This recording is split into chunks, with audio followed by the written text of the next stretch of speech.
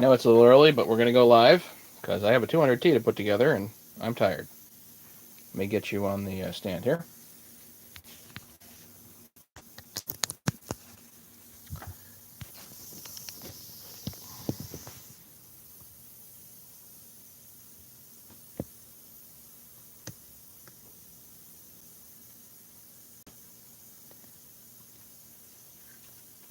Going to look this up on my other phone here.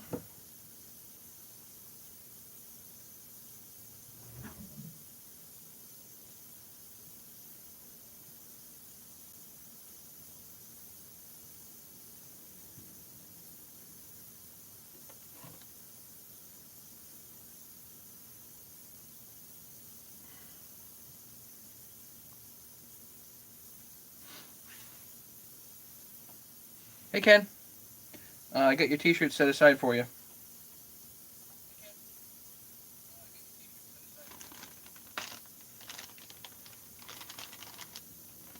I'll wait till a few more people get here.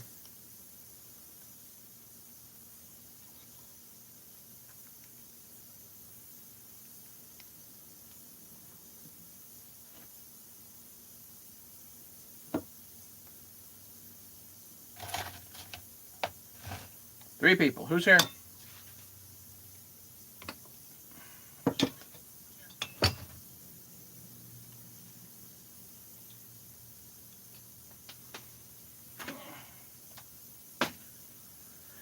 Oh, lots to do tonight. Lots to do. But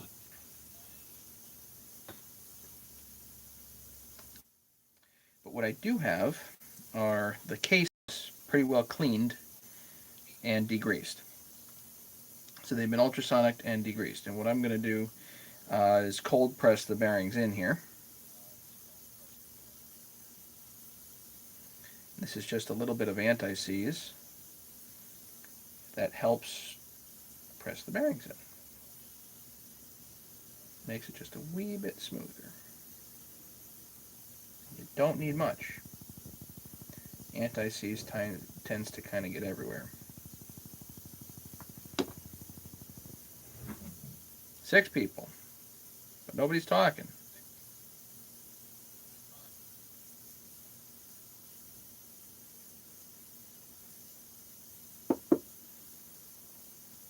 How's everybody doing?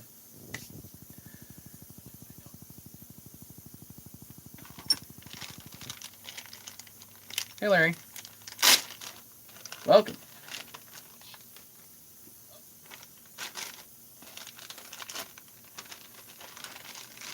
So these are OEM bearings. They are just over 20 bucks a shot.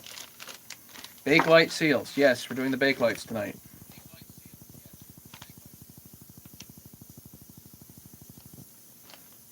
Work on saw. You worked on saws all day? So now you're watching me?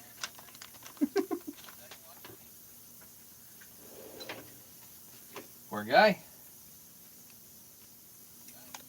What'd you work on? Anything?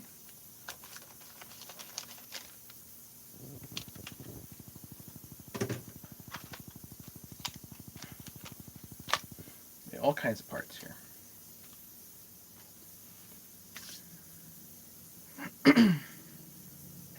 So we'll put the bearings in, the seals in, the crank in, and then we'll put the cases together. How's that? $21.71. Nice.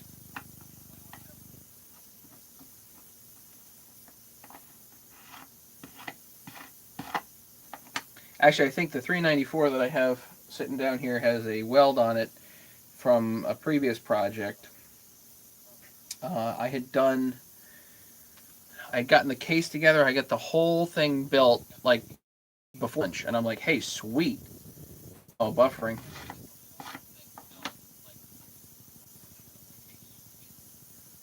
And then I realized it was missing one of the ears for the starter cover. So it only had 3 bolts. The other one was broken off. I had to take the whole thing apart. We're going to use a gasket on this build.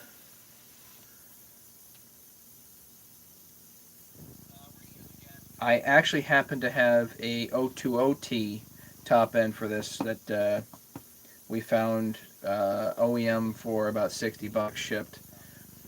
And I'm going to use a Meteor piston because that's what I have. And we have some nifty new pliers that I worked on thanks to John Riley's design.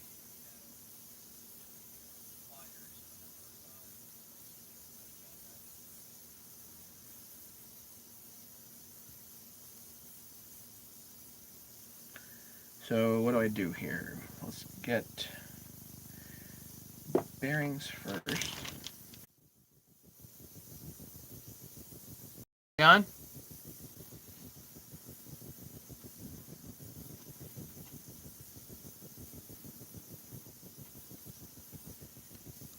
Says we're good here. Can anybody hear me?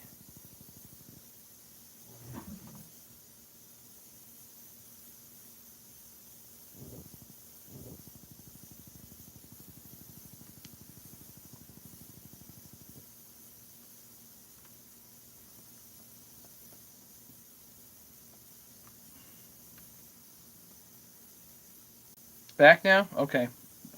For whatever reason the video feed is not. Ah, there we go. Okay. What the heck happened? Sorry, guys. Crush victim. Need new cases. And yes, Adirondacks. This is a chainsaw site, obviously.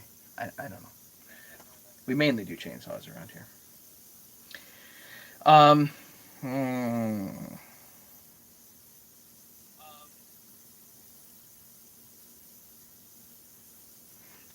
So these bearings, I have a nylon cage to them. I like putting the visible nylon piece, towards the outside. I don't know why. I just do. That may or may not have any effect on anything.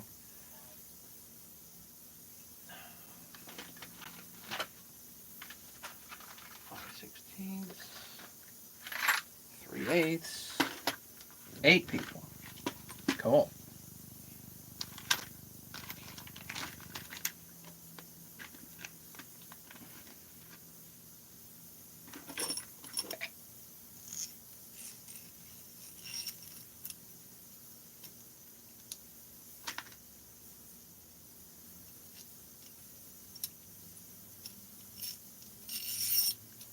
So I'll just kind of set this up here. Actually, I wonder, will it go? No, it won't go.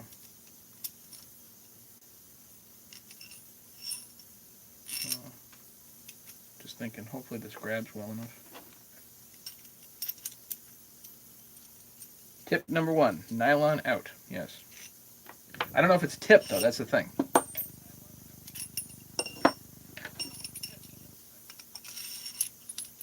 It might be an awesome tip, but I'm not sure. It's just the way I do it. Okay, so now we need a couple of 3/8 washers here.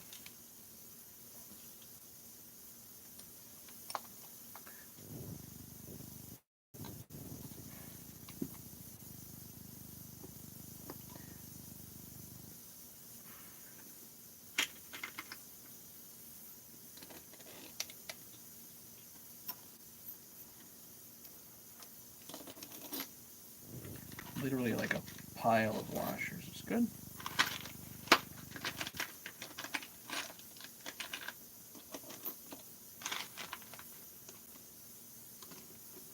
You're not. Now, the key to press. I figured it out. At least I think I did. I think I figured it out. So somebody had opened like 13 YouTube windows on my wife's computer.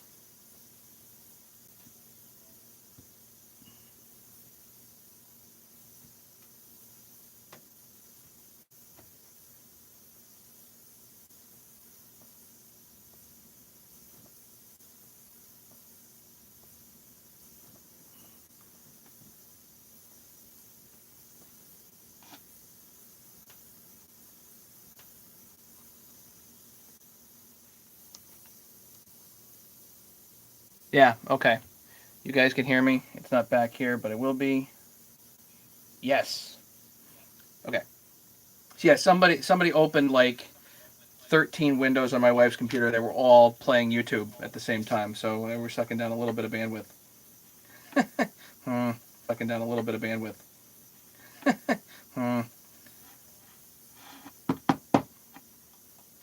Right, here we go. So we've got this pretty much ready to press. All it is threaded rod, not a big deal. And if you notice the bearing is going slightly off center, just stop and back it off.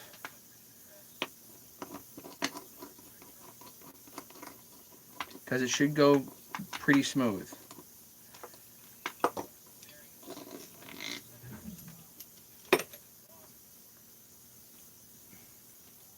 When my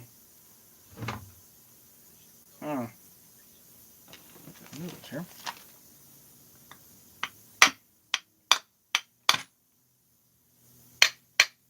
Just kind of tap it just back onto center.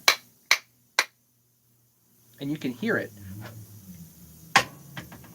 Just, you can tap nice and easy around the outer race. This bearing doesn't have an inner race. You don't need to worry about that, but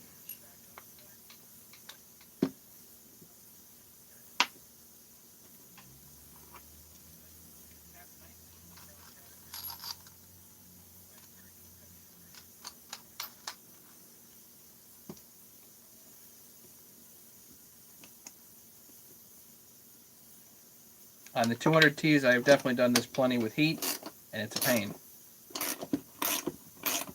Perfect. See that? So you can watch it just go in.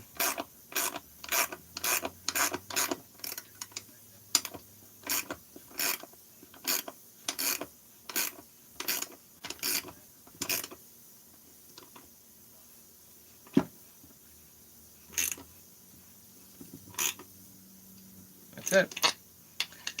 Tight, you're good. Back it off. Your bearing's in. 8 people here.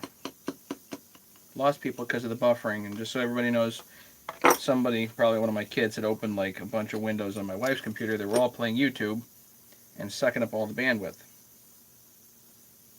So there you go. Your roller bearing's installed.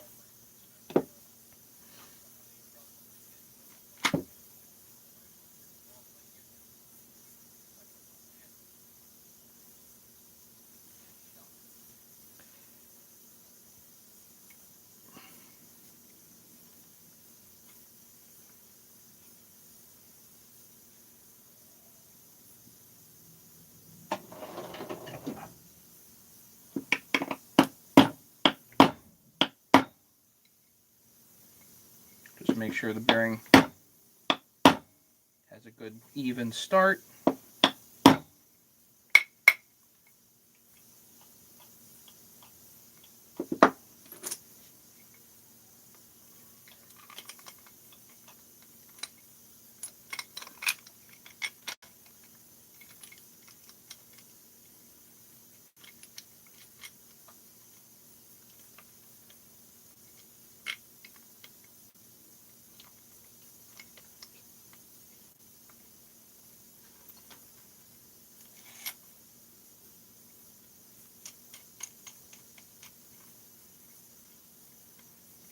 This one's going to be a little trickier because there are standoffs here, and I'll show you that in a second,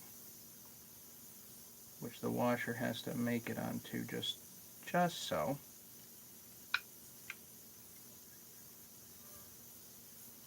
So there are little standoffs on this side. Actually, that one's probably the easiest one to see. Right in there, and the washer has to sit against those, actually.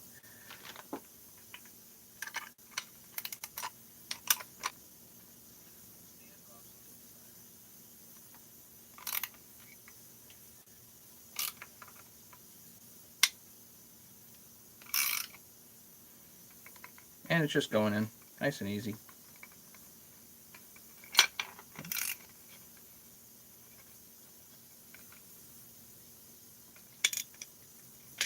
That's it.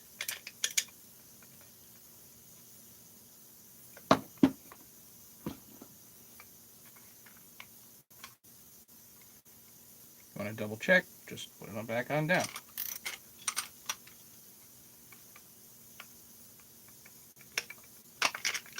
No.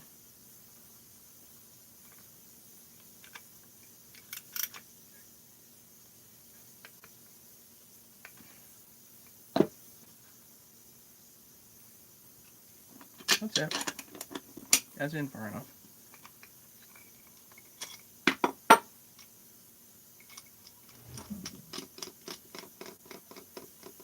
Again, I've tried to heat up the cases and do this whole thing hot, but it just is terrible. They get stuck halfway anyway.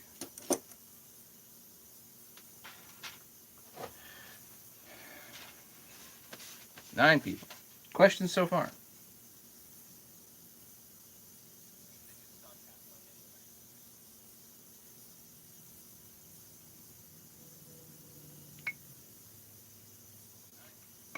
They don't really get flush, but you can see from the inside here, from the seal pocket, that it is fully seated. And you can double check like that. Okay, seals next.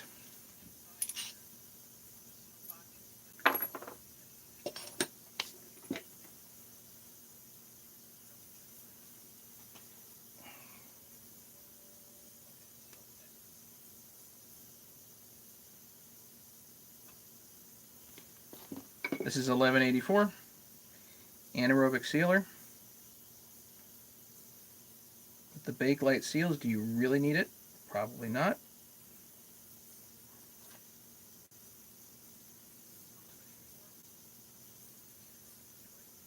But it won't affect the bearings.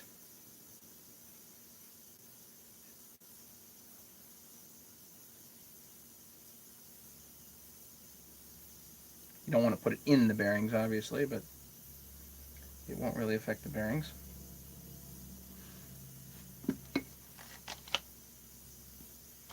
Questions, comments, anything, guys? 9 people here. Who's here?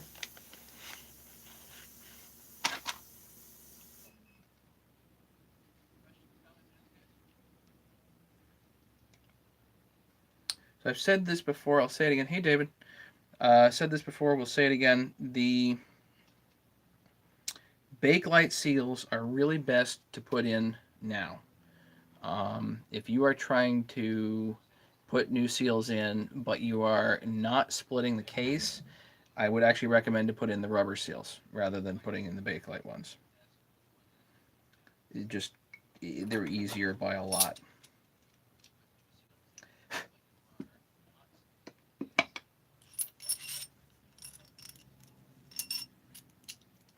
Yeah, 1184 looks like red Loctite, but it's not. So I've got a custom-made seal driver here. This only grabs the outer part of the seal, and it makes sure that the 5/16 rod goes right down the middle, so it does not affect the seal at all.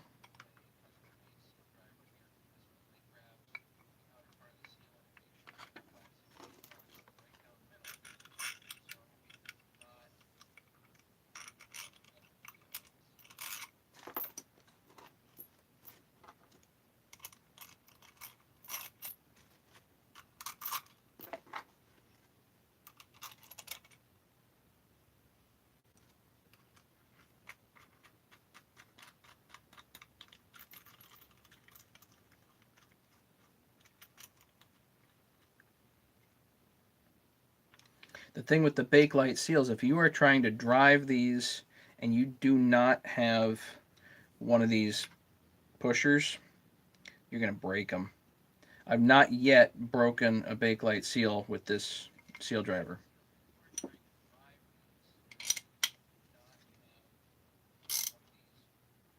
Really slow.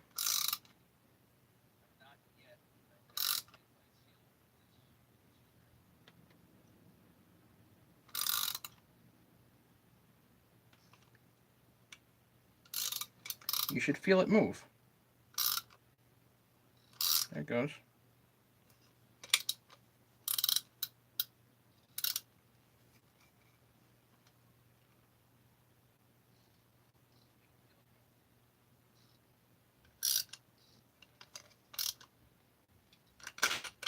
be it.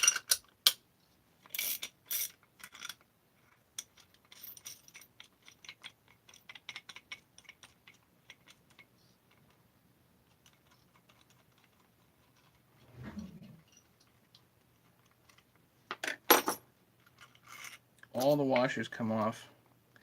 And then what you do is before you remove the seal driver, you pull this out first. And then you didn't damage the seal at all.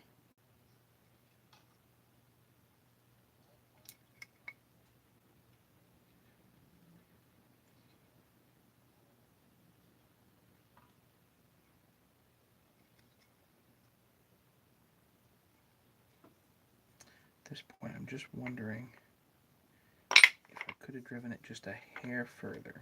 I think it'll go just a hair more.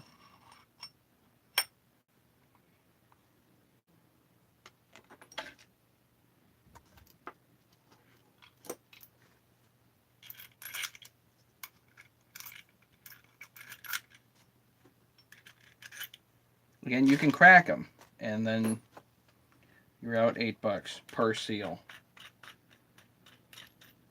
The red tube is 518. Loctite 518.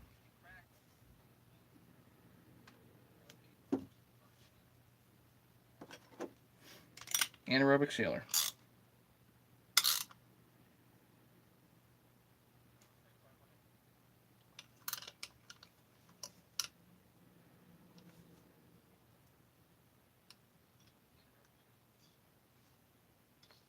Did I say it was something else? Are the rubber seals better? Not necessarily. They're different. They're easier to install if the crankcases are not split. If the crankcases are split, then you can install the Bakelite OEM seals. It's arguable that the Bakelite probably lasts longer. I don't know.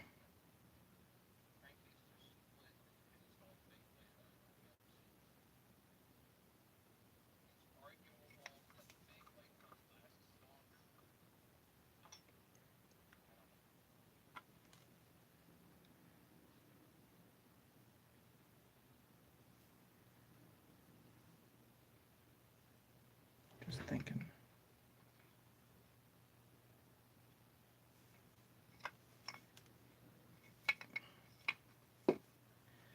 If it ain't perfect, it's really darn close. Okay. Let's go to the other one.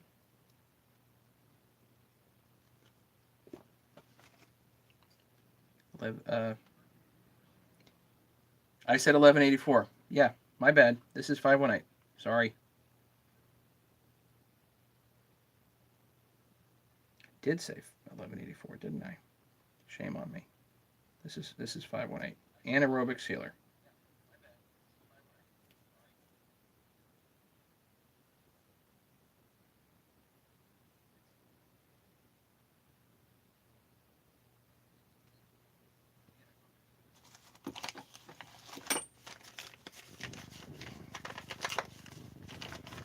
Actually, buying these Bakelite seals separately from the gasket kit is expensive.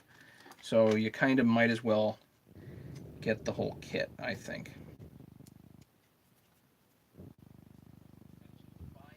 I think this gasket kit is like $12. The seals are $8 or something like that. Sorry, set of gaskets $19.24. I think the seals are $8 a piece. Whatever it is, it's something silly. The difference.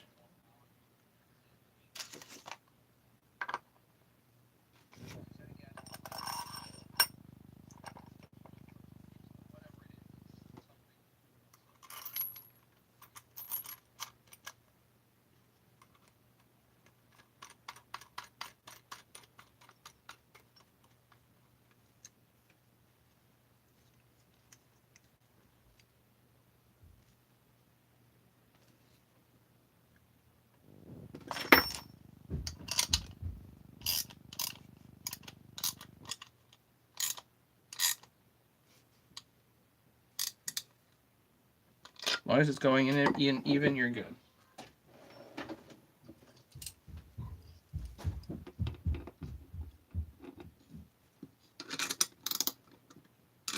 You guys can watch it go in, I think.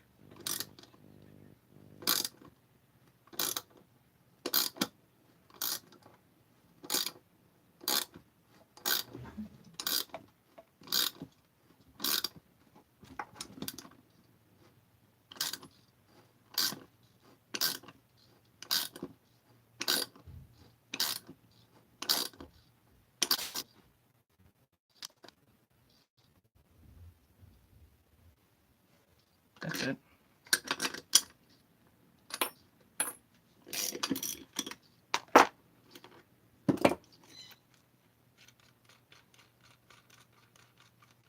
Is the Bakelite a long wiper lip? I think so, but the rest of the seal is plastic too. So I've never had the question answered of what exactly is the seal material. I think the whole thing might be Bakelite.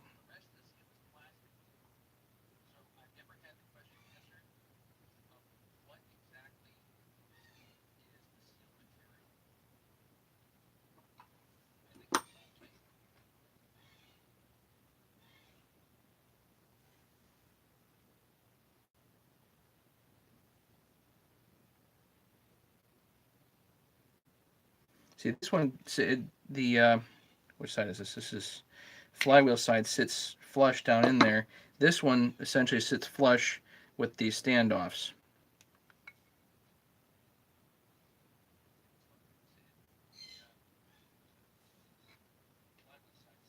I was questioning myself. No, that's fine. Yeah, I had a interesting discussion a long time ago about about the whole Bakelite seal thing. It doesn't make any sense to me, but for the 200T, apparently it does work.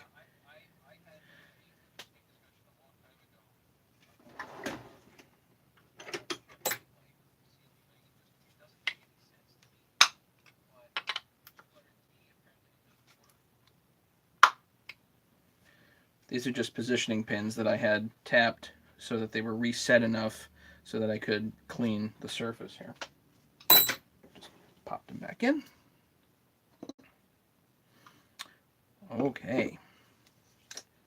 I'm going to 1184 the surfaces, put the crank in, hopefully the correct direction. Let's find the crank.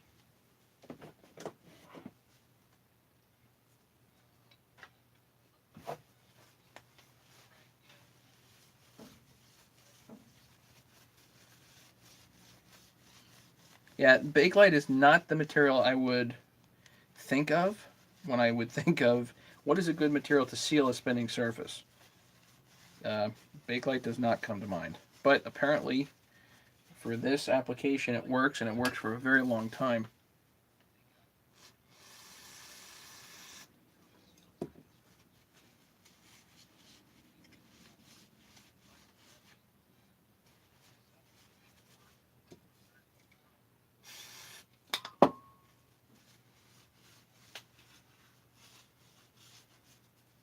Yeah, the seals actually do weep a little bit. They are not a perfect seal. The rubber, I think, is a better seal. The Bakelite is probably less friction and longer lasting, would be my guess.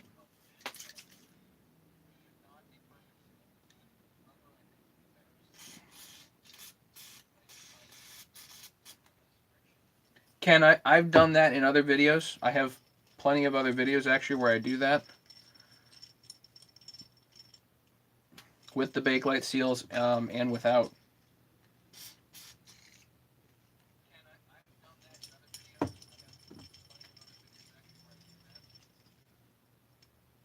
I know, you want me to do that with this one.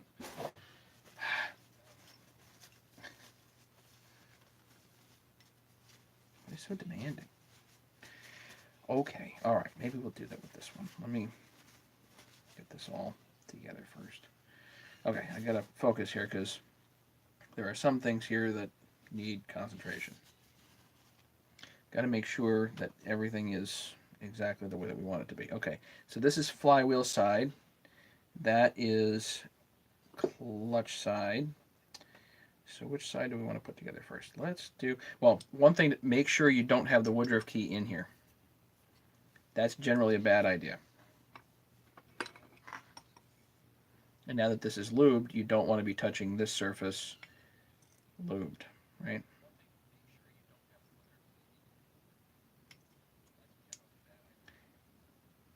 And as this goes through, it just goes through, kind of.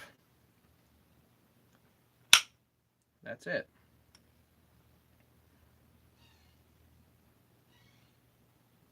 It's a very different technique than pretty much anything else that you're used to, you know?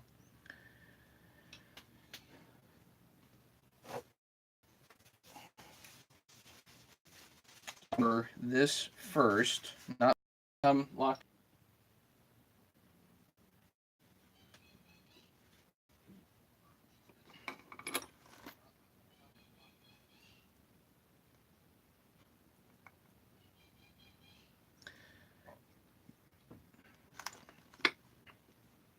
Not everybody uses sealer. Had a great email exchange with Sean Carr, who did the welding for the 394 crankcases, and he had a very convincing argument to use effectively not to need sealer, because you take the crankcases and you actually put them on a granite block with some high grit sandpaper and you even them up, and then you really don't need sealer.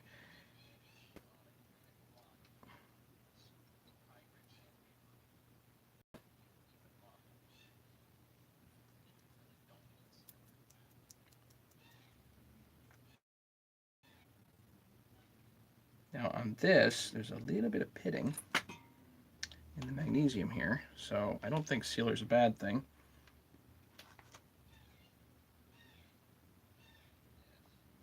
But some guys just don't use it, you know?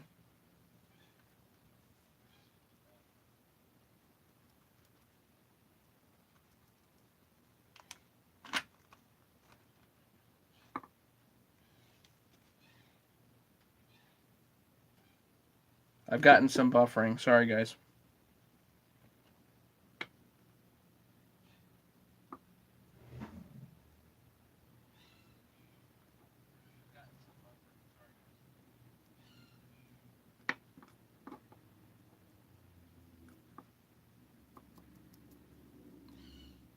So overall, one thing I like to do, this is just kind of a procedural thing, is I like to get the 1184, get the sealer on the side that I'm going to be putting the crankcase gasket on first. So usually the side with the positioning pins.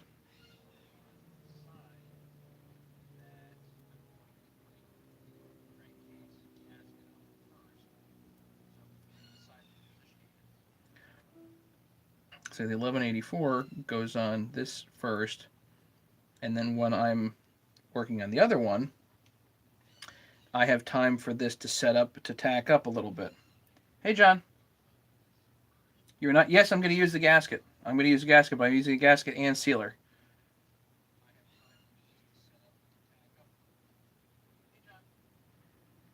The upside down bakelite seal. Oh, you saw that video? Good. I put it in. I was like, I don't know if this is right. Whoops.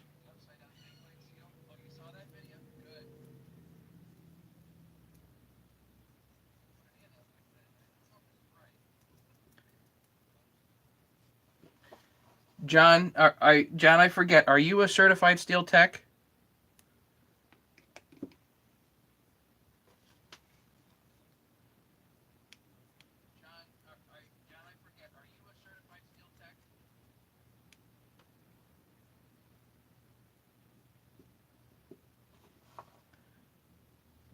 You just got certification. Okay. Then what are you doing here? You're welcome, of course. But if you're doing this sort of stuff all day long, why the heck are you watching me? I know. Maybe it's better than watching baseball. Is the game on?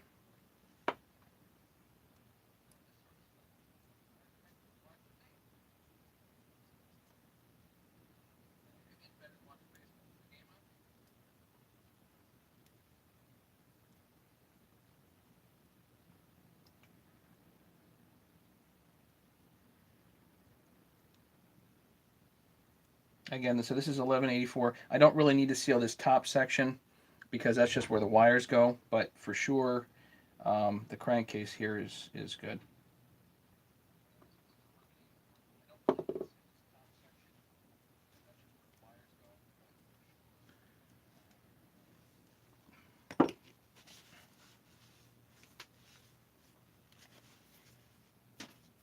So I know some guys that are watching or have watched are probably way more experienced at this stuff than I am, so I was surprised.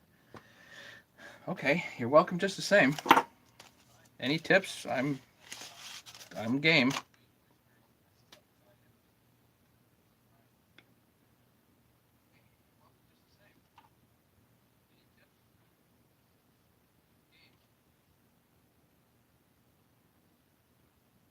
So far, I've had pretty good experience rebuilding these things this way. Um, with what I've done, I don't have trouble. I typically have trouble with other aspects of builds, but so far, like this whole thing, I don't typically have trouble with.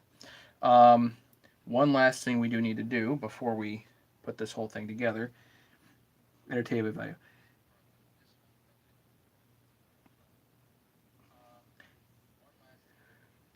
I know, because I'm just that entertaining. Actually, Ken, you're probably more entertaining to watch than I am. But thank you. Okay, what am I doing here? I need this. The ignition coil wire. Let's see, it's entertainment. It's definitely not the production value, that's for sure, right? Still here, sort of.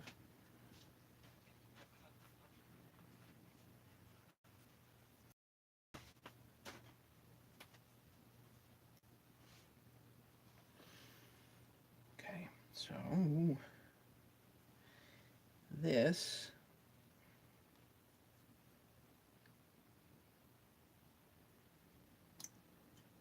needs to get fed through.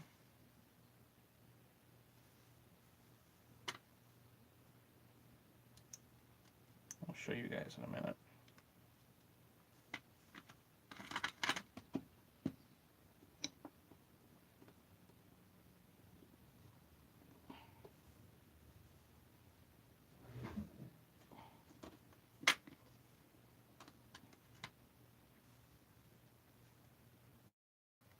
I start to wonder, like, how the devil did I do this in the past? I don't know.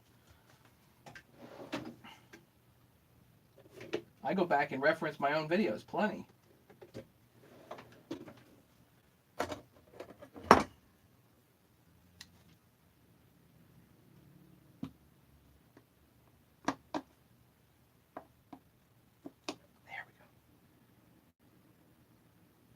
we go. Good.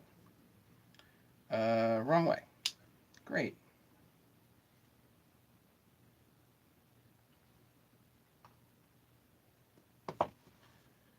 Like I said, the concentration thing. Okay. This has got to go through here. So PTO side with the ignition coil wire. Pull it through, give yourself some room. Then it's got to go through here.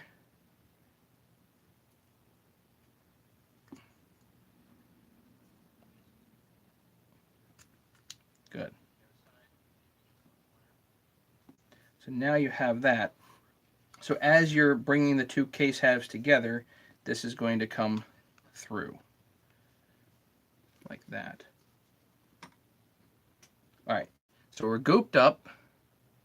We have no Woodruff key in.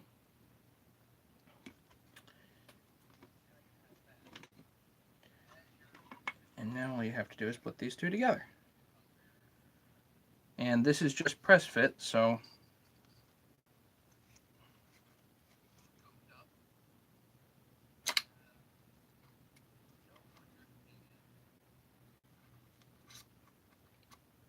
now it's nice going through the flywheel side because there's a taper to this.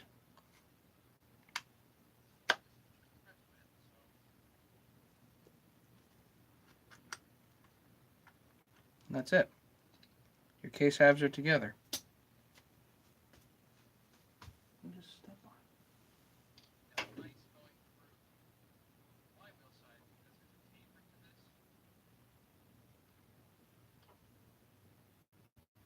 Is there a brass nipple?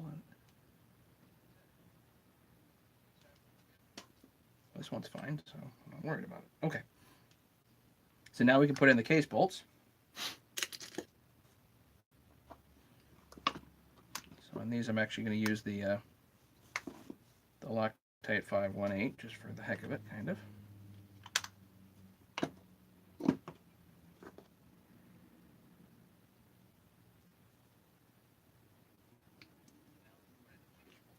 I am like 99% sure that this is not the way the Steel Techs do it, and I'm okay with that.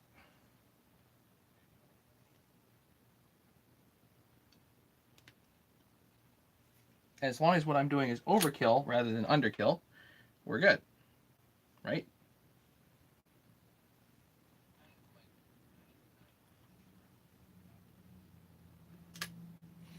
So these two up top, I don't put Loctite on, at least not initially.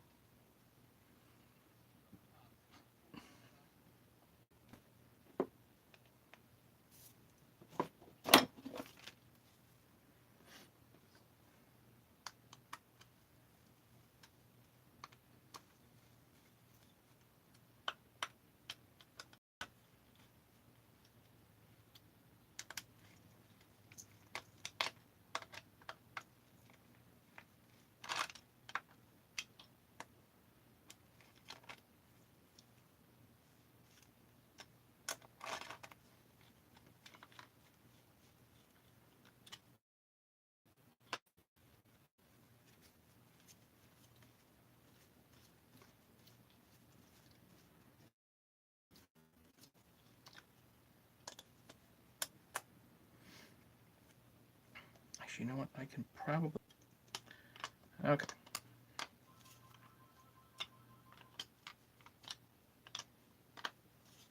Buffering. Fantastic.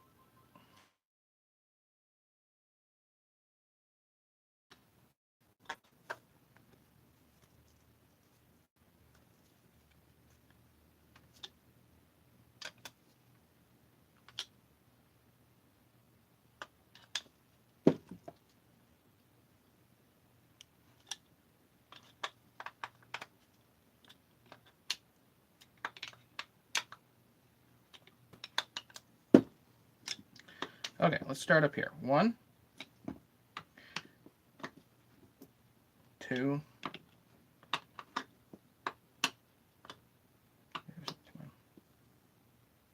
3. So around the crankcase is is most crucial, I think, to seal. If you have a minor oil leak, it's not that big of a deal, but you got to make sure that the combustion chamber is sealed. 1, 2, 3 there. 4, 5, 6, 7, 8.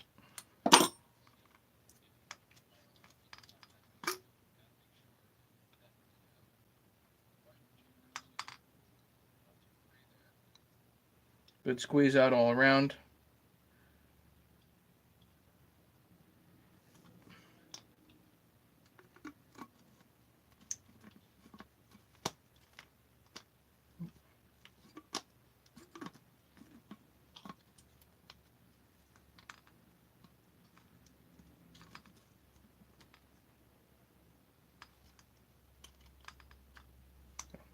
Flippy caps being weird. No more buffering? We good? Audio's good? How many people? 9 tonight? Not too many people tonight. It's not late. That's the problem. I'm on too early. I know. Nice and spinny roundy.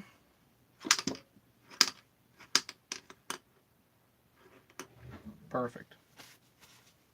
Yay. Okay, am I going to need these anymore? No.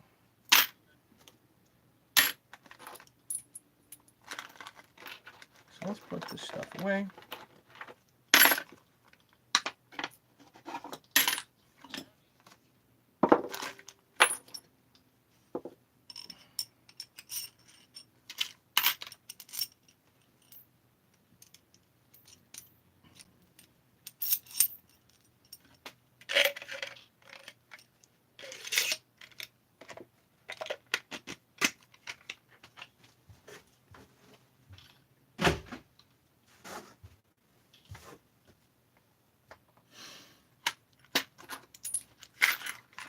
Some of this stuff that we don't need.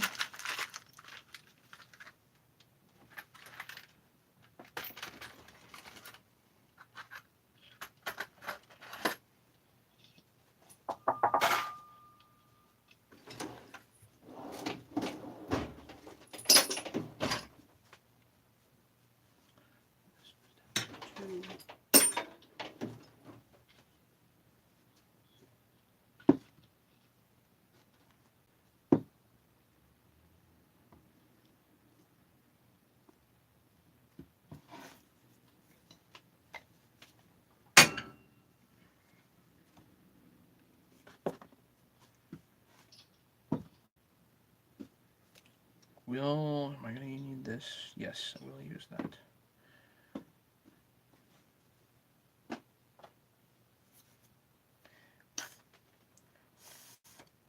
Impulse line.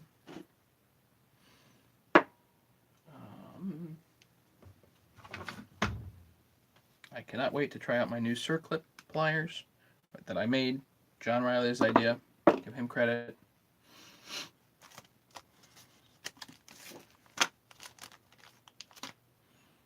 Probably piston and rings next, I think.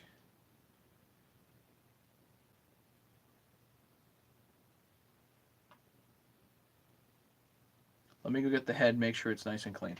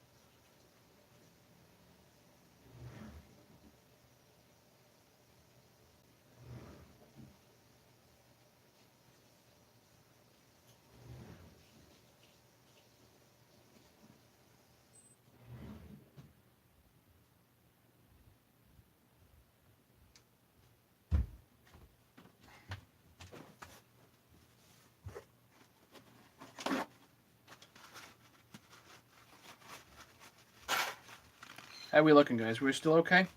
12 people here. Who's here?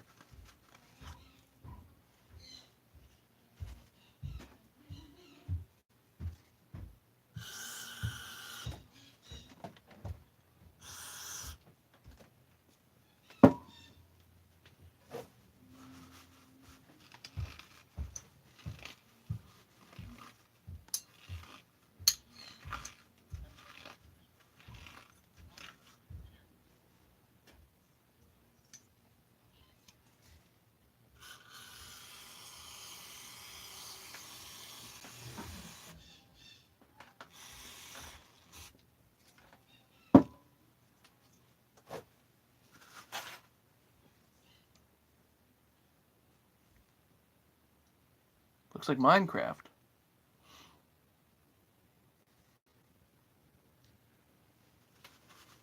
I gotta go tell my wife to slow down on the streaming. Hang on. Hey. Trina, can you check out and see how many devices are streaming something in the house? Because there might be something. Like if everything's streaming in the house, then I can't be live. If Well, I was watching a show on mine, and then they said, I'll check the.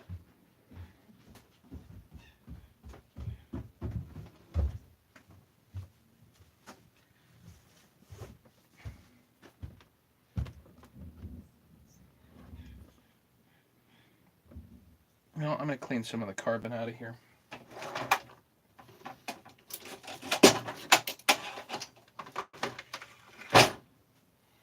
happen to have my steel brush here on my Dremel, pixelated. Are we better? Does it look better, guys? No. Great.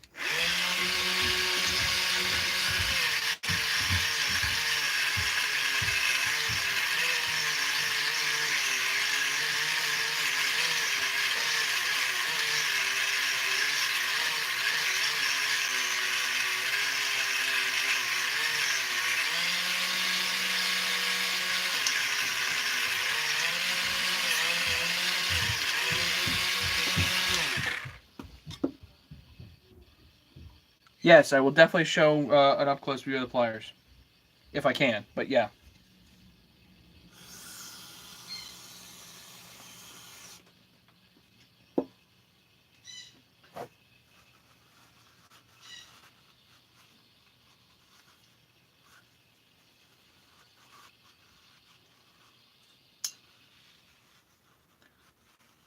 What is the speed? I don't know. It's actually something I need to check on. I might need it to upgrade it.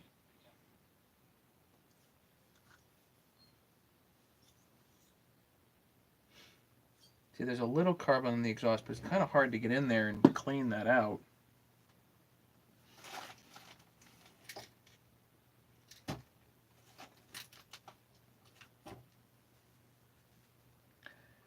Unless you use this, a stainless bristle brush here. That's small.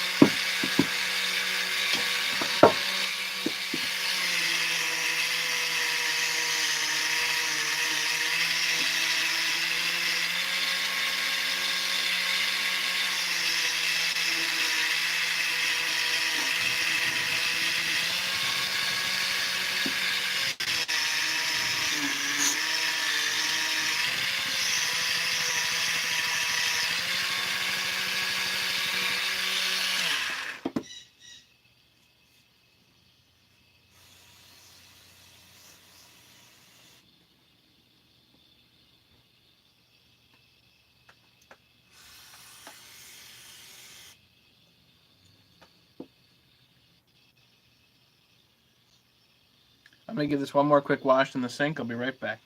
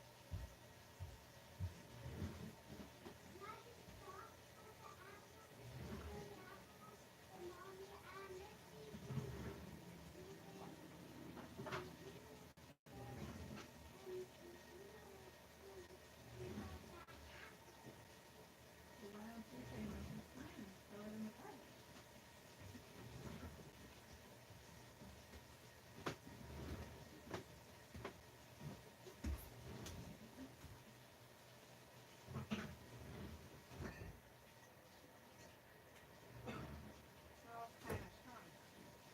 What? It smells pretty strong. Well, light a match. You can get rid of all of it. Mm-hmm. The house, your husband, everything. Just need a match.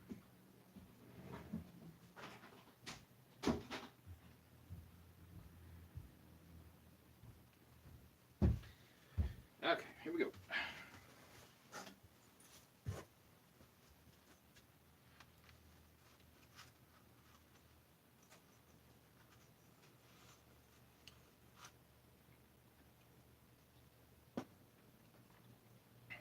Okay, that's a whole lot cleaner than it was.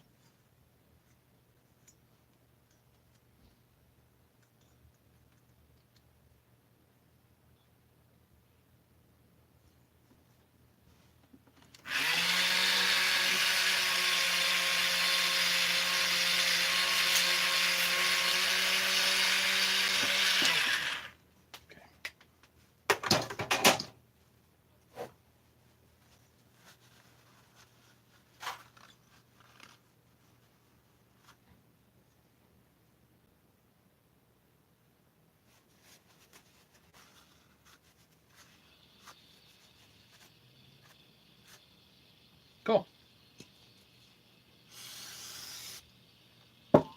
Make sure it's degreased. Did I get the Volvo running? No, it's gonna sit for a while. I haven't had time. I spent today. I ran errands for a little while. I ended up going to Farmington Valley Equipment to get the parts for this. Well, for this 200. So I ended up going there to get parts. I ended up on the phone for an hour and a half with Nate from Performance Outdoor Equipment. He's pretty fun to talk to.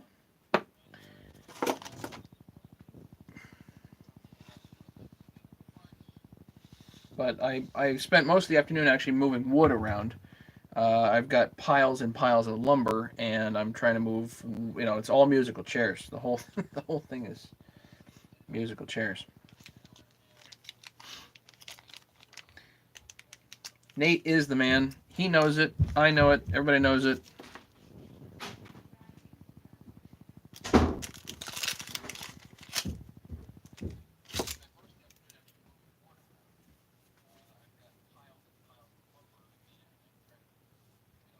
What you doing, Christopher?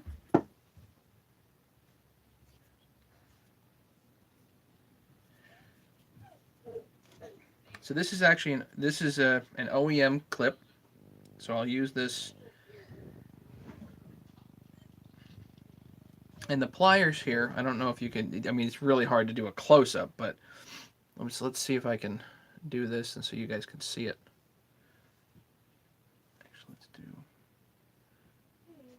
let's see if I can get as close to live as possible. Hey, Multi, what's going on?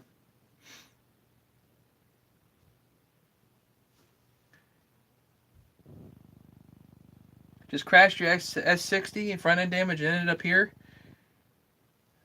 Oh, sorry, man. Jeez.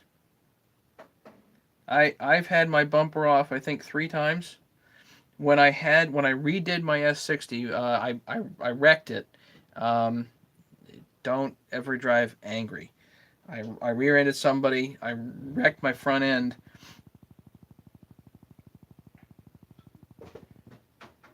In fact, this is just like Riley's pliers. I'm trying to copy him, actually. So huge credit to John Riley for this. But I wrecked my front end on my Volvo, and they totaled it. So I went through the whole rebuild process to retitle it and everything. That was absolutely nuts.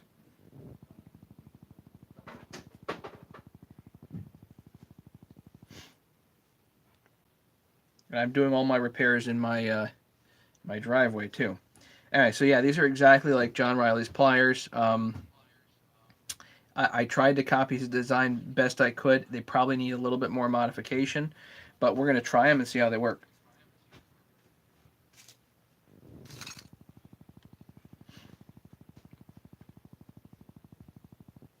So I'm going to put one of these in. And the thing about the pliers is you got to kind of dive in and aim for the hole and then let go and push it the rest of the way.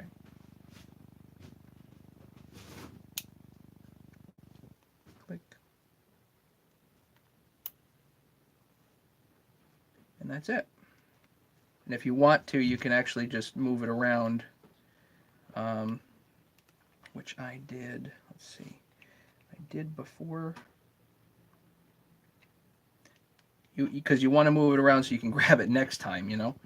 You want to spin the ring around a little bit.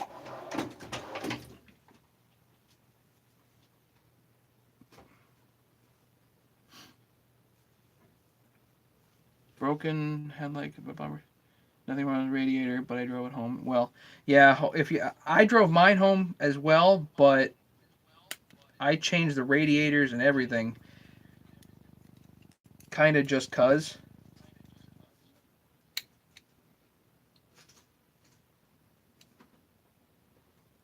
Yeah, so that's far around enough that it'll be easy to grab next time.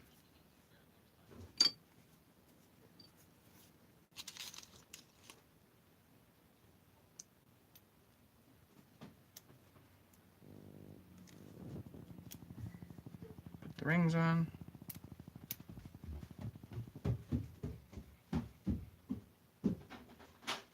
Mommy, the Chrysler was downstairs. How fast was I driving? Not fast. I was in traffic. I wasn't on the phone. Nothing.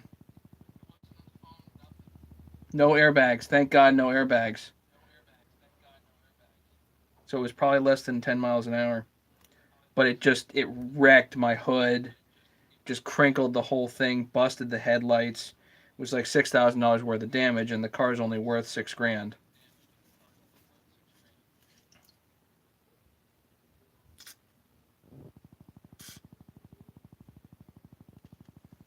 Just a teeny bit of oil.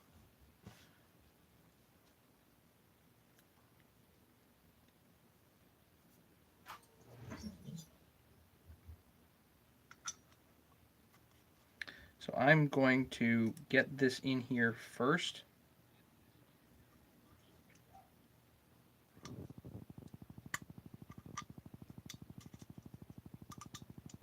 Somebody made this suggestion to me a while ago, and I liked it.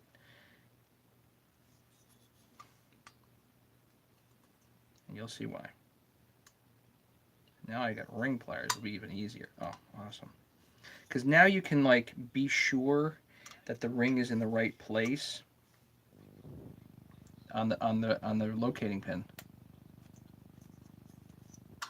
There we go.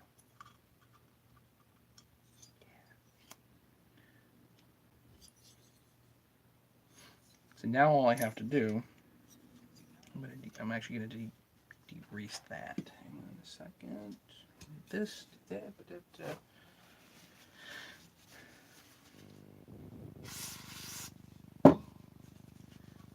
The problem with putting lots of lube in the head is that if you're using sealer, then it's going to interfere with the sealer.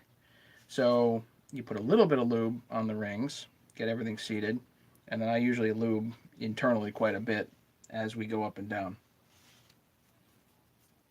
But let's get there.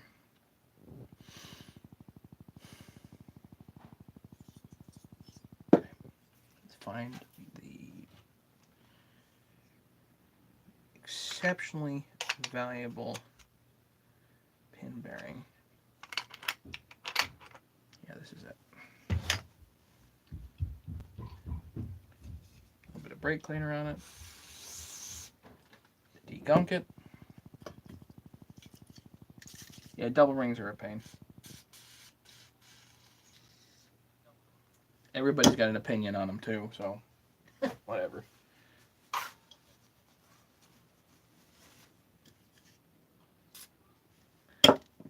Now, I don't put tons of lube on pin bearings or pretty much anything internally because we have oil in the gas. That's the whole idea, is that the whole thing is going to be oil. You just need something to get it over that hump, you know, the initial start.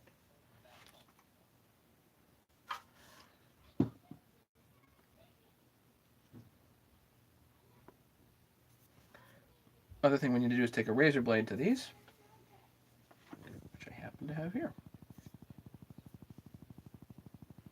And G3, thanks about the live. I'm having a kick doing this. This is fun. 16 people watching, and not everybody's commenting. I'm waiting for everybody to comment. I want to know who's here. Who's here hanging out?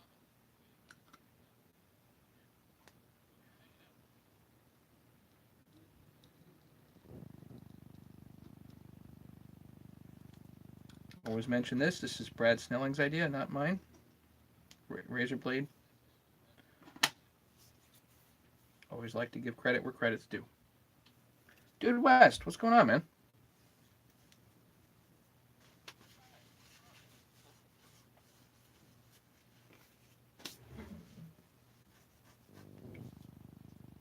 Anybody want t-shirts? Problem is I don't have lots of sizes left. If you want, especially some of the bigger ones, let me know, because that'll be on the next order. Shout out to the Ohio people. Hello, Ohio people. Well, I was just talking to Nate today. He's in Ohio. Now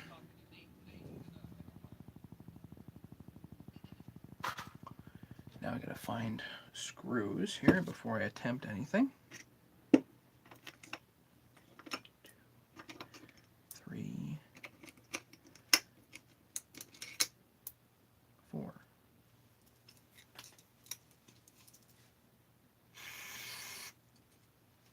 These didn't make it into the ultrasonic for some reason. Nate, Brad, you. Oh, Brad's in Ohio too, huh? I forgot about that. I'm pretty sure I knew that, but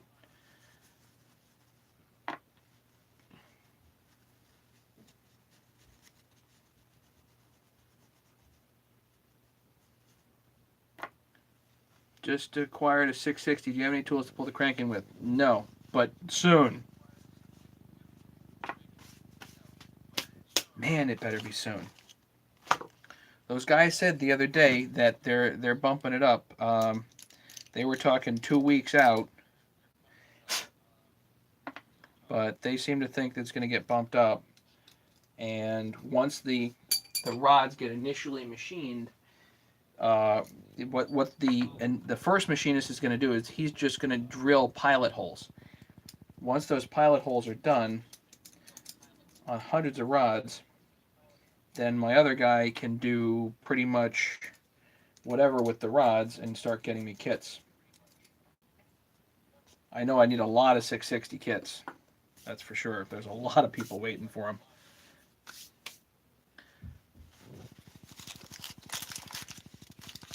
Where's the pin bearing? Ah, here it is. Okay.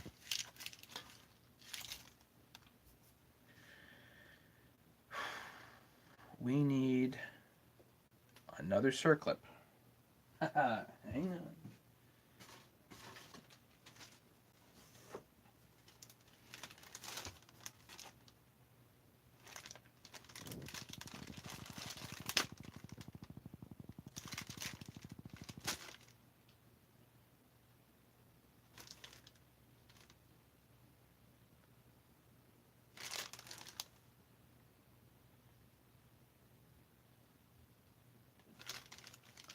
Four of these, 2 seals. This is for the blower, but I'm just looking at this going, where's my other clips? I thought I ordered.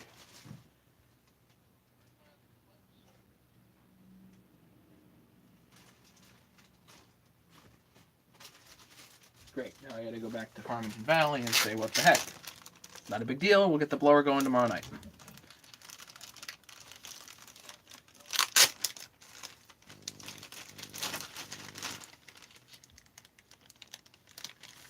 These are OEM circlips. I could put a bunch out.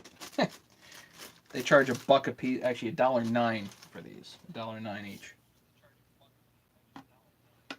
Am I using a gasket? Yes, I'm going to use a gasket.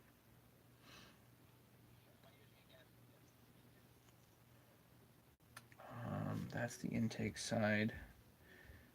So the flares on here have got to go that way. So you might notice that the flanges are not exactly equal. It won't matter here. If you have an 020 crankcase What I'll do is, and you're putting a 200T top end on it, I actually ream it out. I'll actually ream out the metal if I think of it ahead of time. But since we're going the kind of the backwards way, there's nothing you can do. You could fill it in with JB weld or something, but there's really no point. Just pulled the trigger on a Farmertech 200T. Well, gotta find out if it's any good. One of the problems with the 200s is that if you're trying to buy one used, everybody wants a pile of gold for it. There's no point. Well, a lot of the tree guys, they'll actually like hoard these things in a pile. They'll have piles of these things and be like, I'll just, redo them later or whatever. Okay. Some guys do it. Some guys never get to it.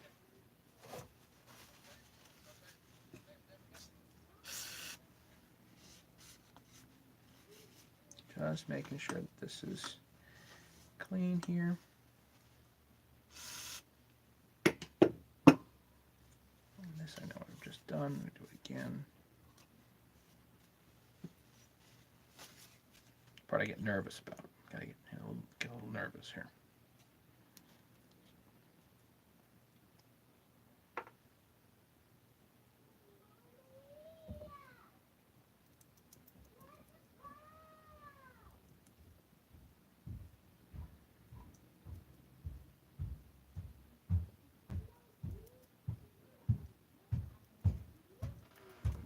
Hey, Matteo, did you see there's a video online somewhere about a Volvo that had gasket issues?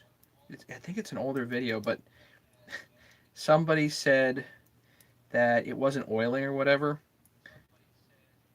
Funny knocking sound. I don't know. What the issue was, somebody had replaced the head gasket or whatever, or valve cover gaskets. I don't know, but when they went in there, they didn't use anaerobic sealer. They used like RTV gray or something, and it gooped out into all the oil journals. It messed everything up. So you do have to be careful. Same issue here with the 1184. The 1184 is not anaerobic.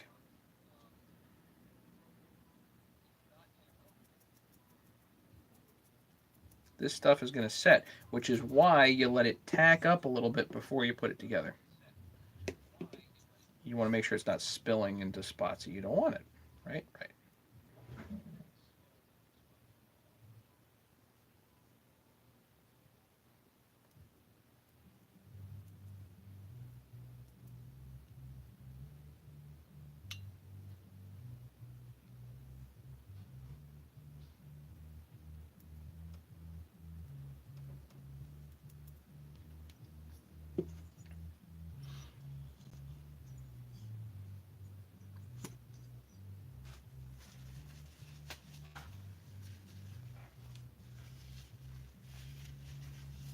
Right, everybody wants $500. Same thing with 372s.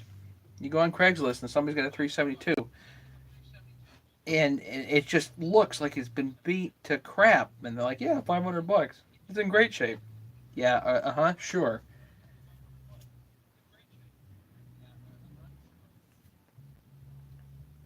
Said it before. We'll say it again. Going to buy a used chainsaw? Always ask the question: when was its last rebuild?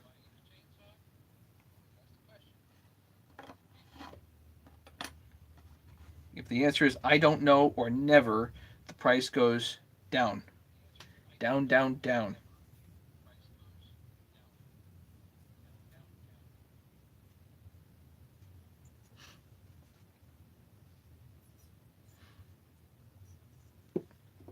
Or if you're going after a saw with like known issues, i.e., Husky 350s. Most chainsaws have known issues, but a Husky 350 or a 346 or even the 357, 359s, if they don't have the metal intake clamp, you have to do a rebuild to do the metal intake clamp. You got to take that top end off. And ideally, you need to take the bottom end apart too and reseal it.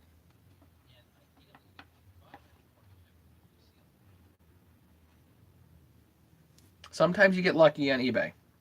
Not all the time. but sometimes you do get lucky.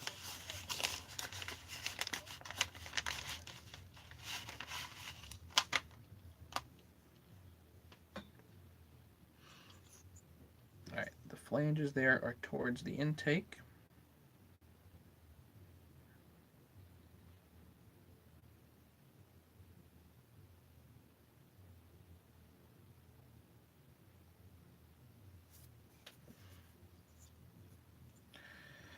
Okay, wish me luck here. Here's where the John Riley trick comes in.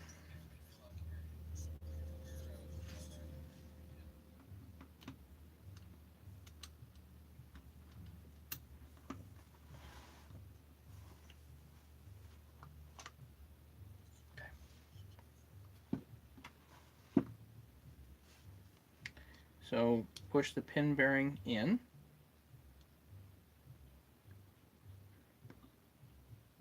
Oh, see, sorry, wrist pin in.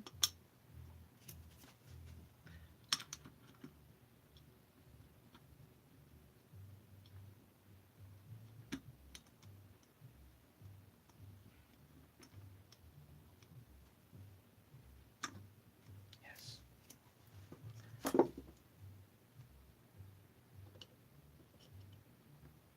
Make sure the wrist pin is nice and seated. You guys see me? Yeah, okay. Here we go.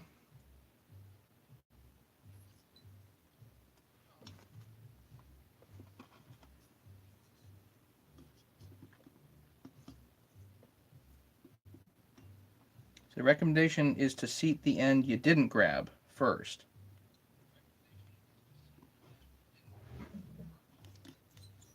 Put this on the very end. With the pliers, you grab the very tip.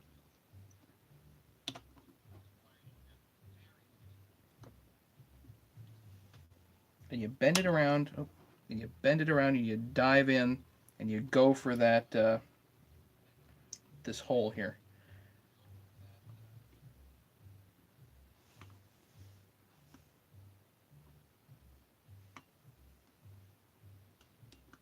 Yep.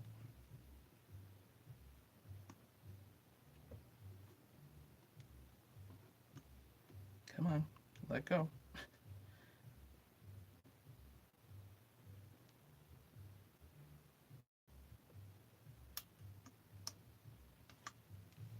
Yep. That's in. Now I gotta get a tiny screwdriver to move it around. You can press on it, make sure it's in, but oh.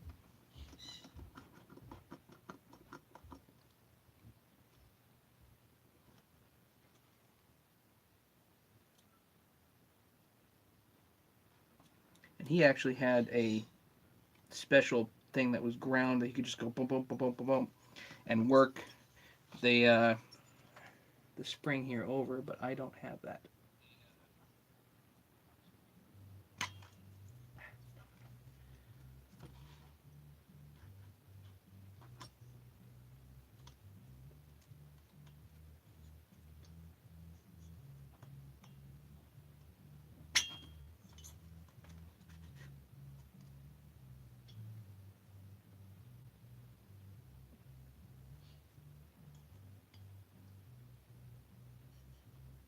That's not small enough.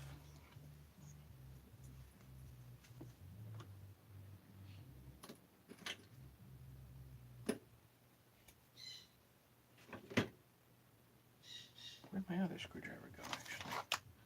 Whee! Let's move this around. Do I really need to do this? Not necessarily, but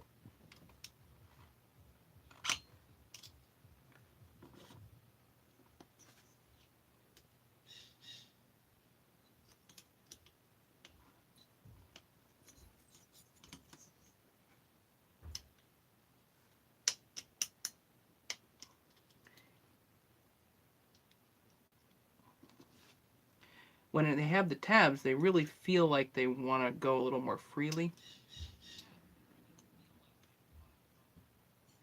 There it goes. Whoosh, all the way around. Good. Okay, make sure you didn't mess up the 1184 too bad. Nope. So we have both circlips in. The wrist pin and bearing are in. You can move this to bottom dead center. Intake, same as the AV mount here. So you should have it.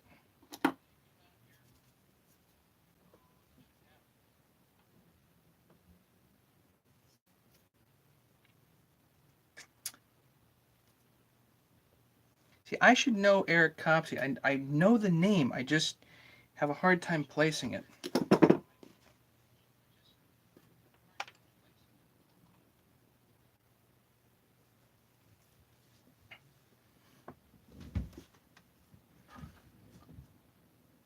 Now I'll dip the tip of any driver in grease. That way you can hold your fastener.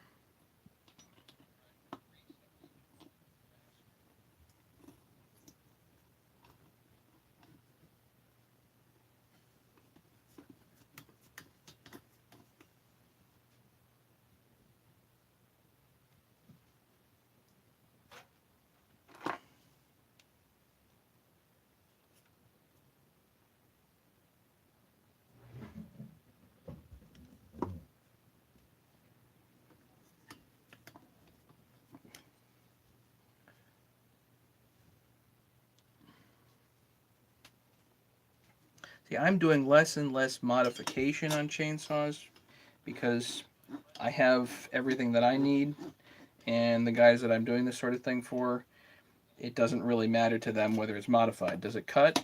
Okay, good. That's it, you know.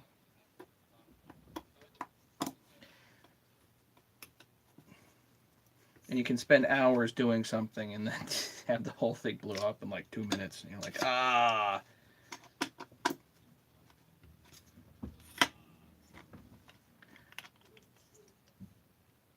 One, two, just an initial quick torque there.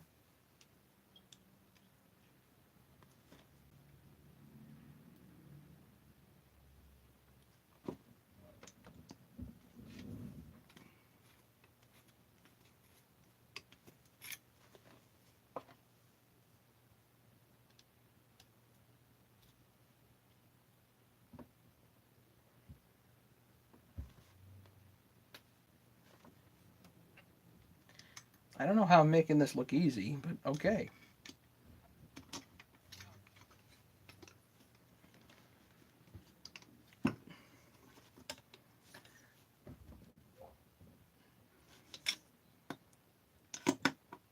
Made plenty of mistakes off camera and plenty of mistakes on camera here.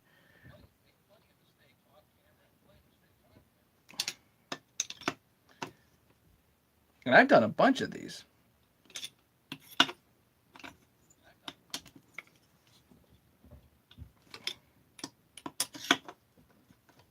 I wonder if the guy that's done the most of these that I know of is Lone Wolf on OP and Arborist site.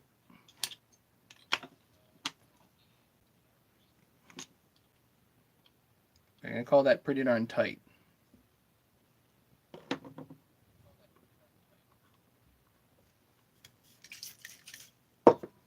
Before I do that, I'm gonna just let that set for just a minute.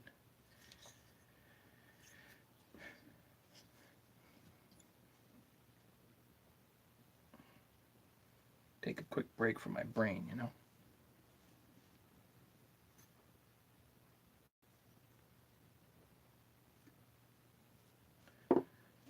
I need a very small.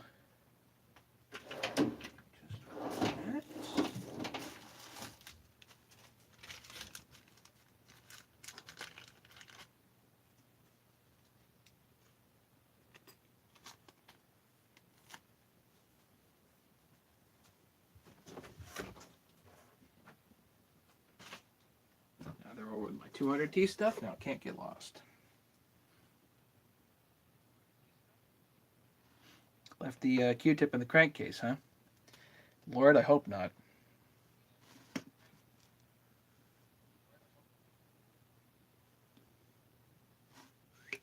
killing me, dude. Killing me.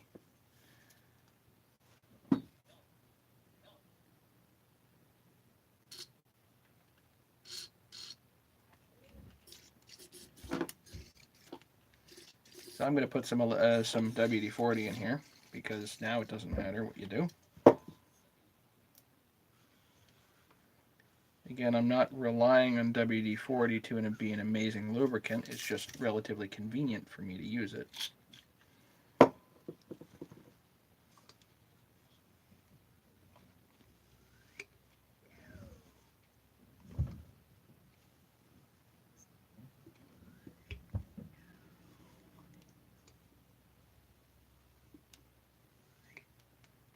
Cool.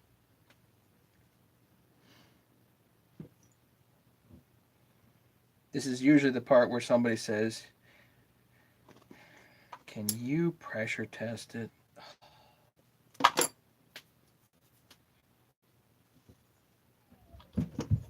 You guys really want to see me pressure test this?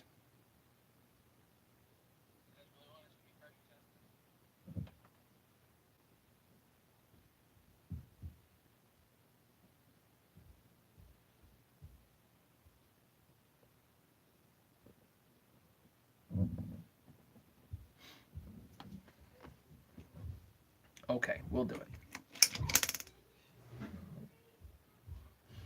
So I can stick the old spark plug in here.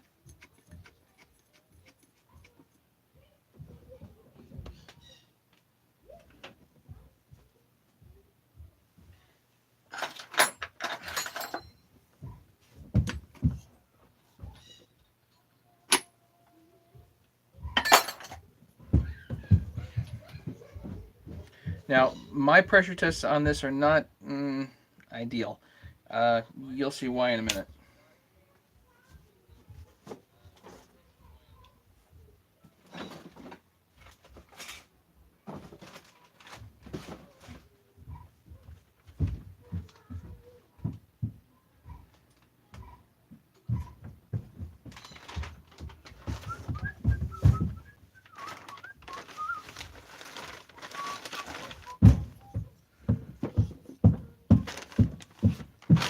David, a 359 flywheel? I might.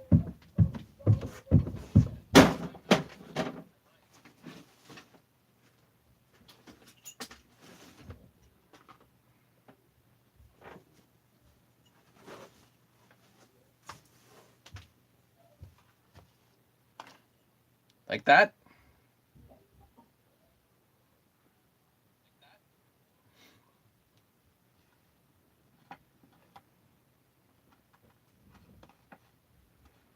In fact, I've got a whole box of 359 parts that's just like a randomness box of parts.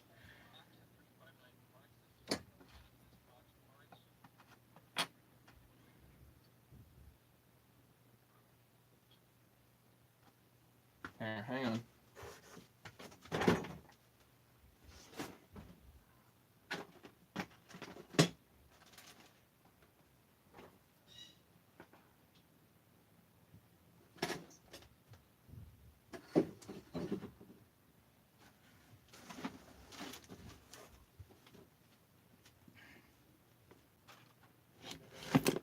How about a randomness box of parts?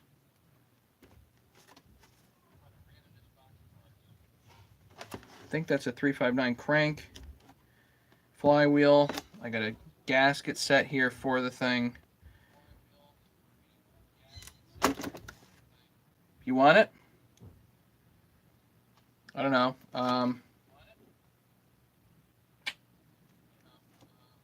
What's reasonable? Shipped.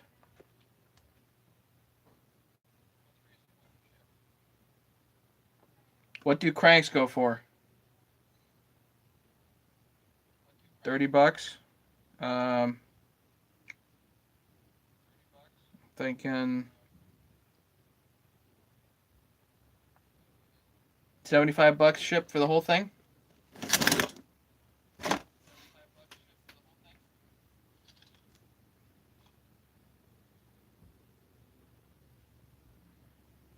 G3, I've been doing chainsaws since 2012, 2013-ish. Actually, I've been breaking chainsaws since then.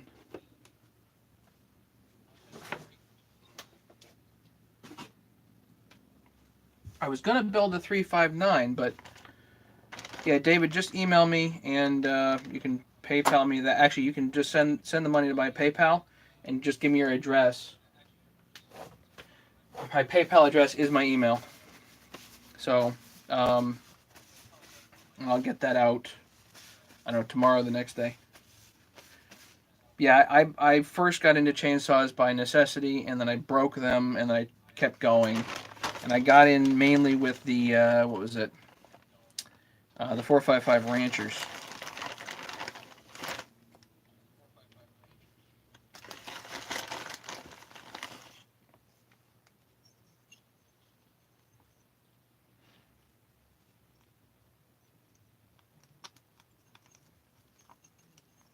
Now I do have custom-made block-off kits.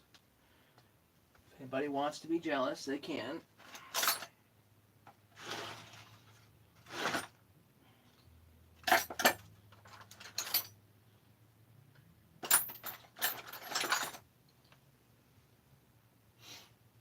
These are actually 3D printed block-off kits.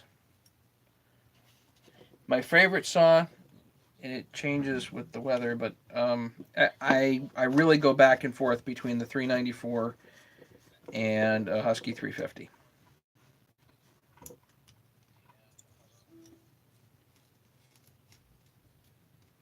I usually have to pick the 394. It, I don't know if the 3D print are public domain. I didn't print them.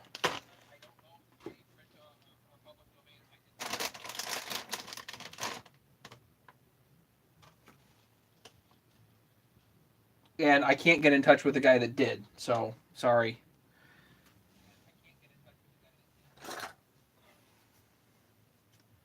Kind of frustrated about that. I was kind of hoping to have these as kind of one of those really cool products to offer to everybody, but oh well. What am I doing?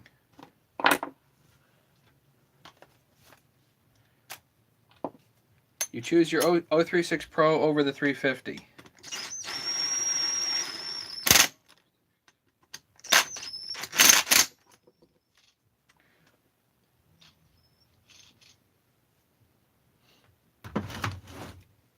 Yeah, just figure out, what the distance here is, and odds are you'll have it.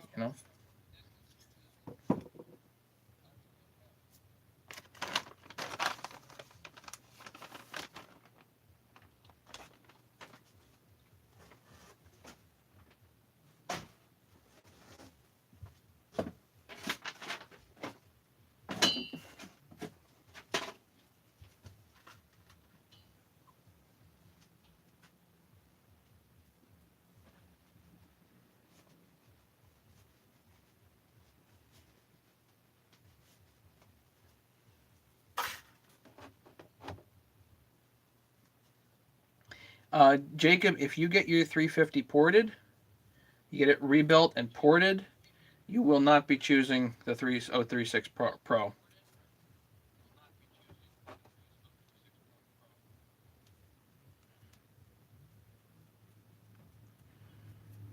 That 5105 is a bugger to beat.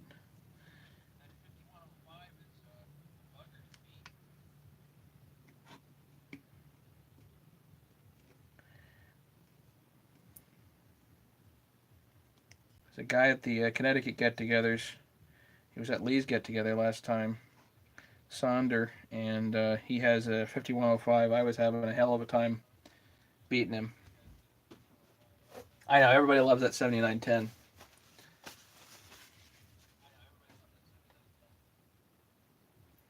All right, so now I have to find something that'll actually block this off, which is not easy, by the way. In the past. I wonder what this fits. Yep. There.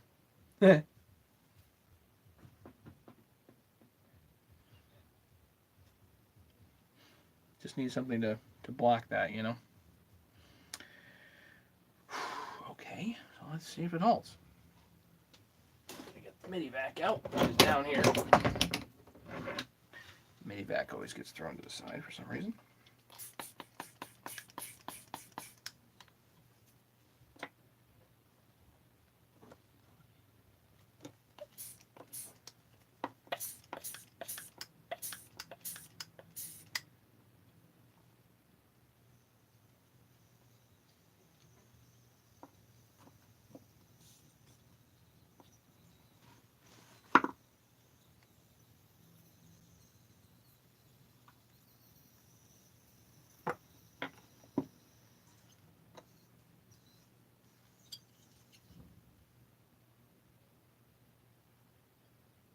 It ain't leaking much. It's going down a little bit.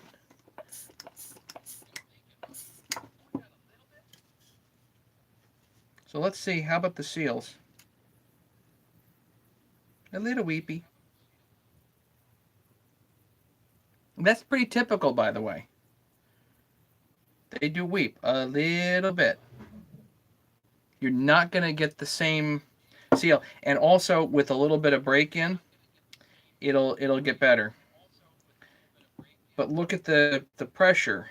It's not like it's not a big leak.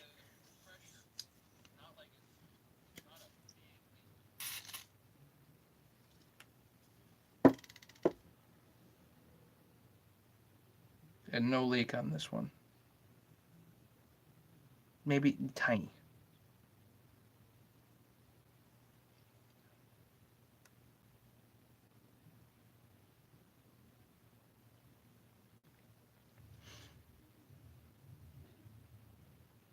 So I would not worry about that at all. You want to back test it too? Okay.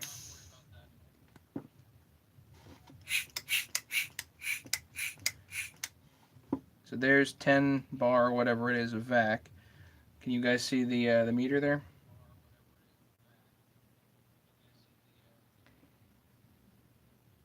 You know, if that goes down by one notch over 60 seconds, it's just not a big deal.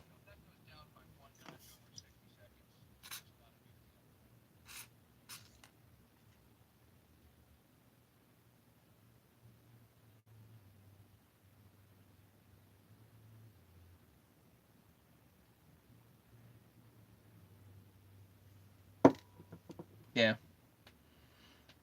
Still over 9, like 9.5 there.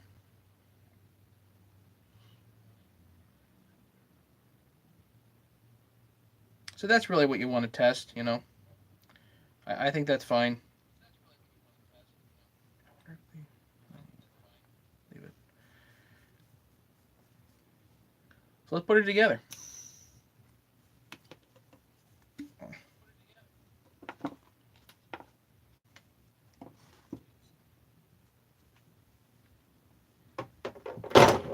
I really don't like doing pressure and vac tests,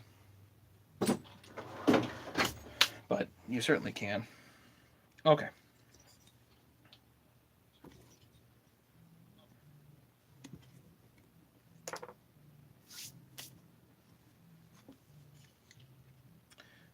Muffler next.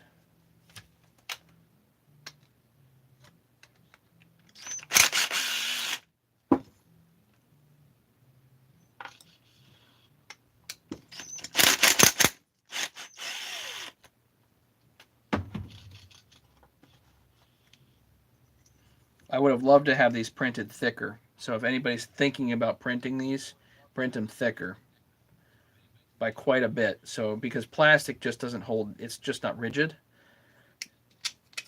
I love having the handle.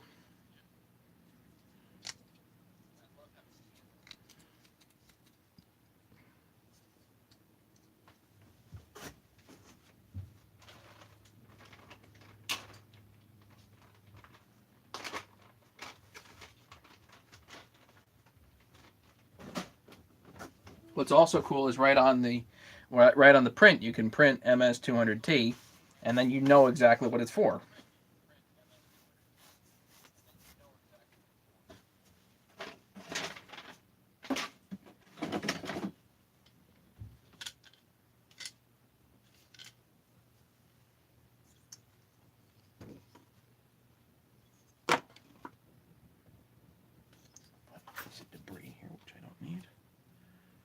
Questions at this point?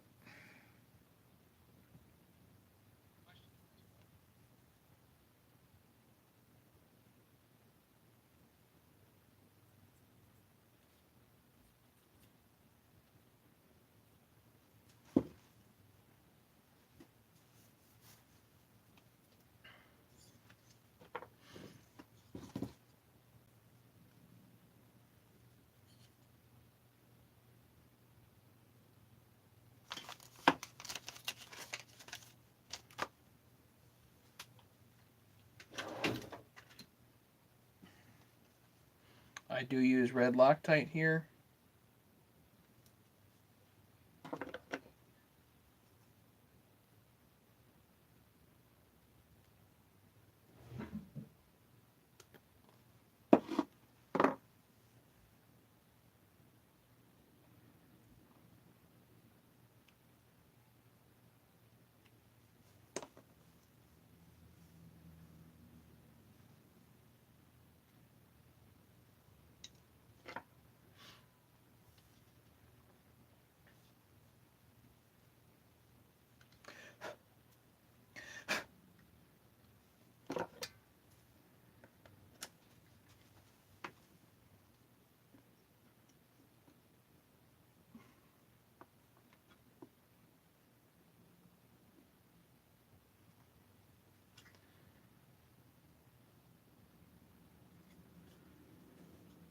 It's going.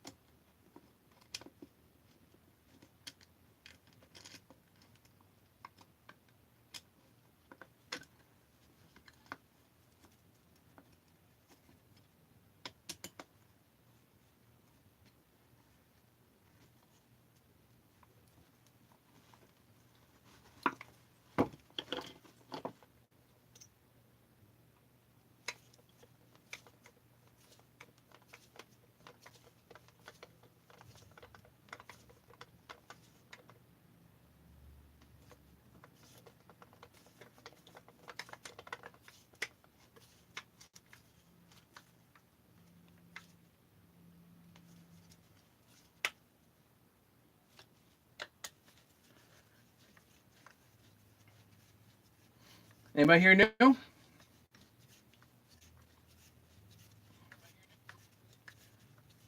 See, the chat number went up a little bit. Who showed up?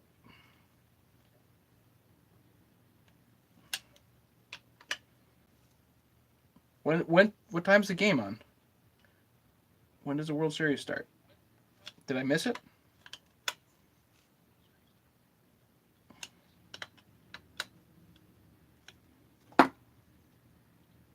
Okay, muffler's on.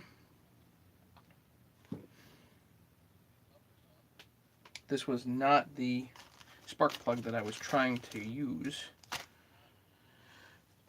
So I'm going to undo that.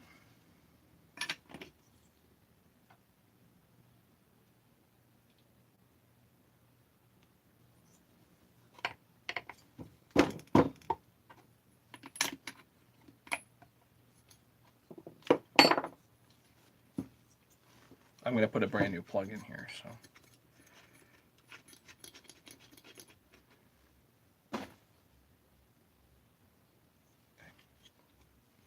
I want to put the gas tank on, but before I do that, might as well put a brand new line in the gas tank and a filter. Which hopefully I put around here somewhere.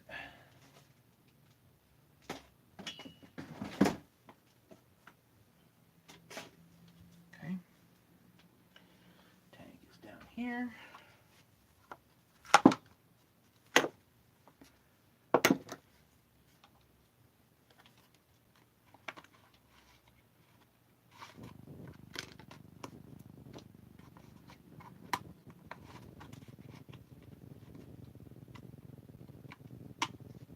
That thing there.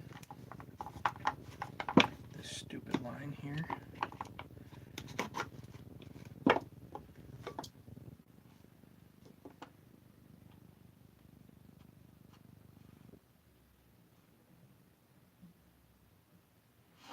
Where to set squish? What saw are you talking about, Jacob?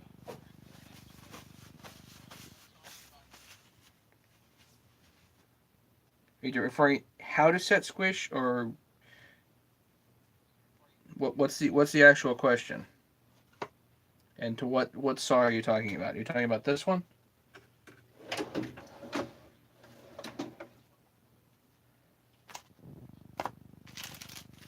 Just in general. Okay.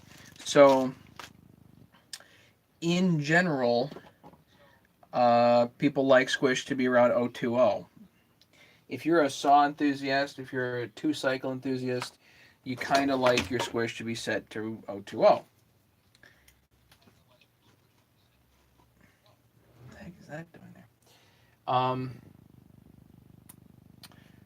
But how to set it is certainly uh, different. So, why is 020 a good target? Would be a first question.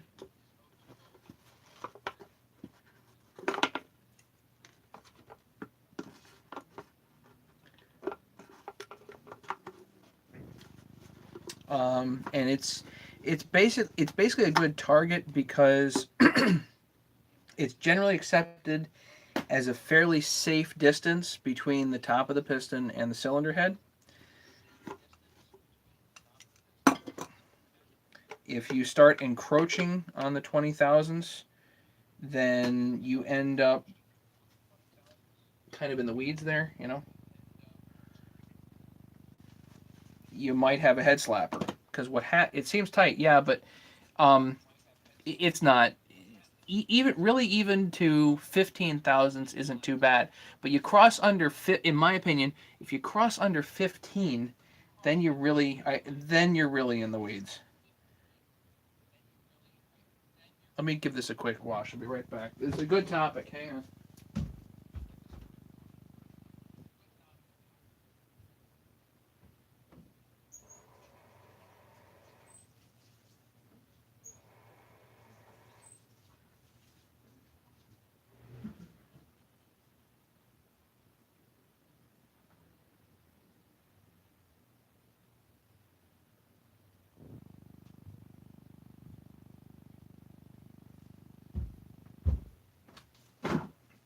So the first thing you come to is, okay, where do you want it, and then how do you set it?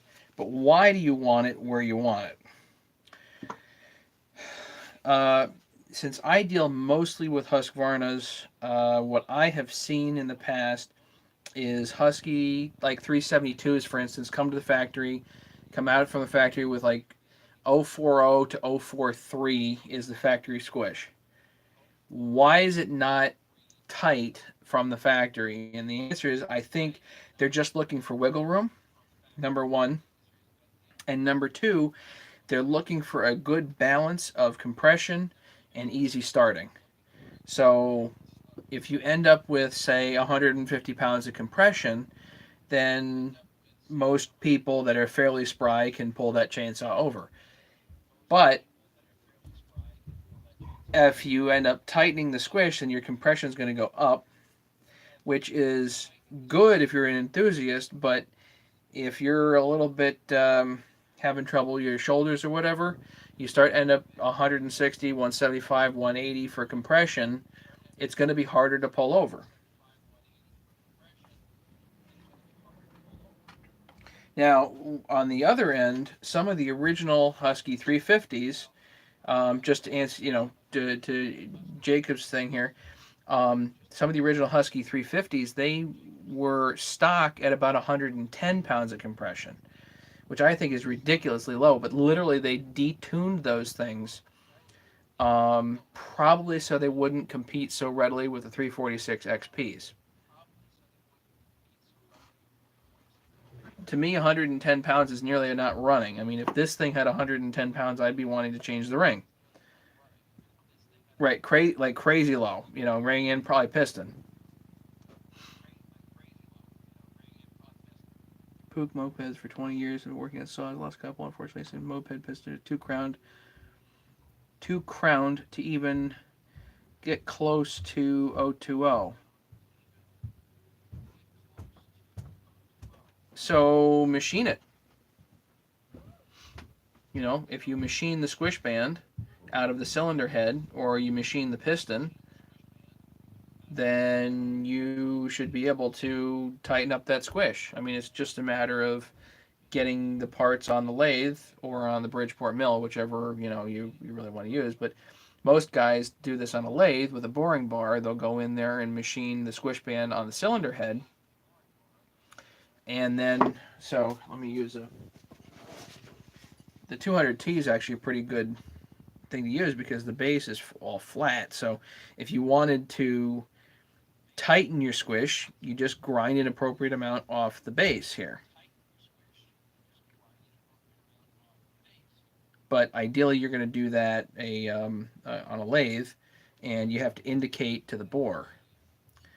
So you can use a mandrel that comes off the lathe, and you indicate that. Walt has some great videos on that. A Fleet Command, you can check him out. But you basically just put that on the mandrel, then bring your live center up, and then take off whatever you want to take off on the base. But that doesn't account for what's going up on the squish band. So if you want to machine the squish band more flat or do anything else to it, you need a boring bar to go in there and machine that. I am definitely not the world's expert on that, mainly because I have never machined a squish band on a lathe. I'll actually machine this on the Bridgeport, and I've done a few videos on how I do that, but that is definitely not the most commonly proper accepted way to do it, if that makes sense. Right, and Tree Monkey does it by hand, so it's not, I'll bet he can do it on a lathe, but he chooses to do it by hand. He actually gets a mandrel with a carbide bit in it and actually will crank on the cylinder head to machine the squish band more flat.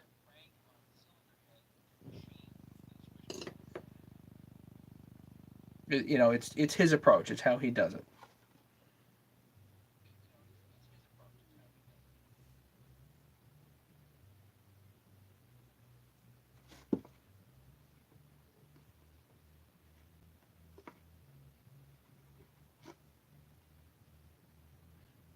Uh-oh.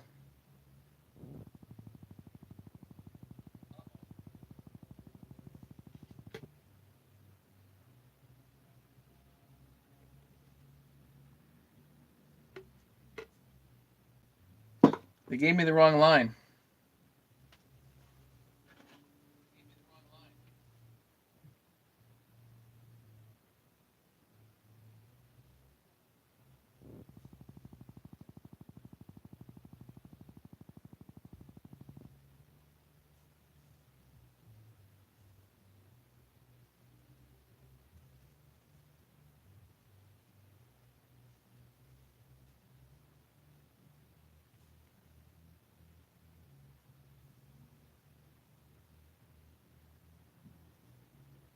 It's a good thing I didn't cut this one.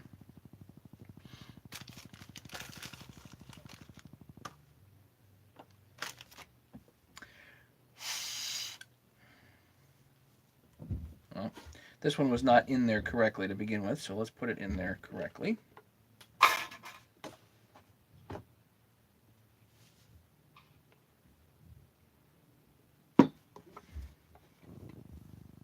I saw Tree Monkey come up with a way for cutting butterflies for carburetors. I thought that was pretty cool.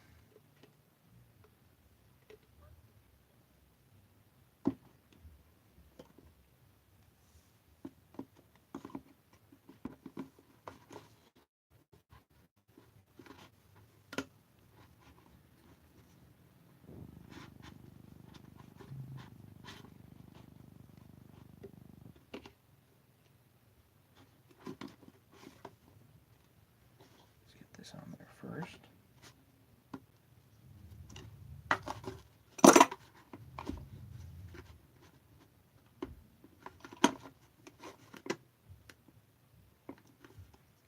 So now we have, unfortunately, not a new fuel line, but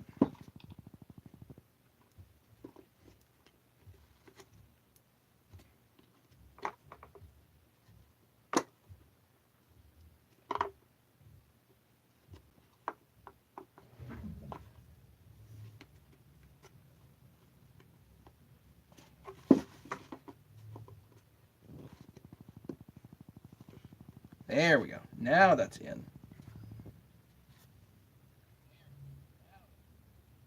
That's going to be fine, actually.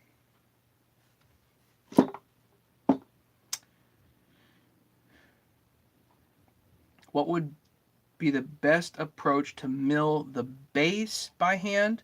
So if you're talking about milling this by hand,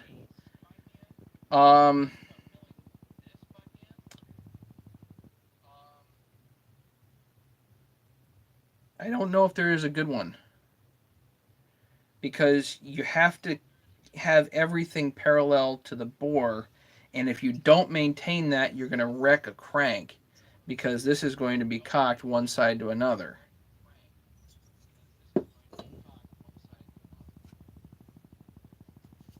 So I would not recommend doing that.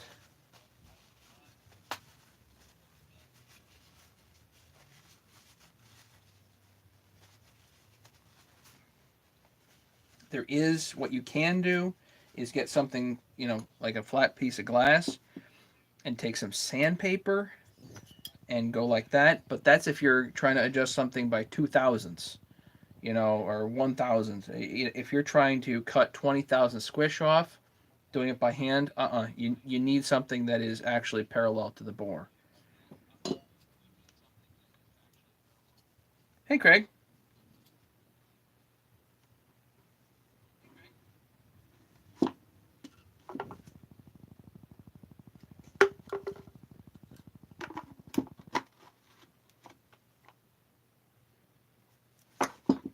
Now, I actually do have these little Echo tank vents, and these are aftermarket, but I have checked it with the midi vac and make sure it actually pulls a vacuum.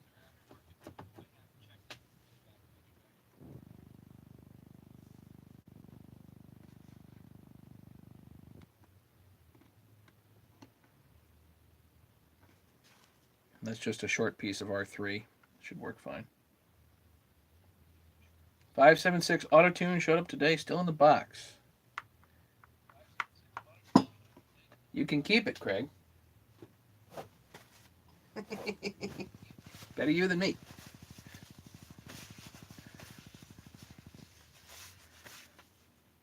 Just my opinion on things.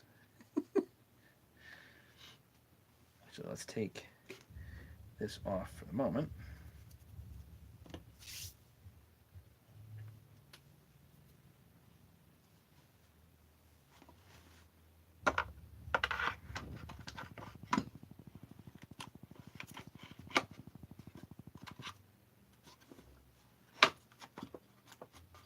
So now's a good time to put the gas tank on. Assuming the gas tank is good otherwise, What's what box?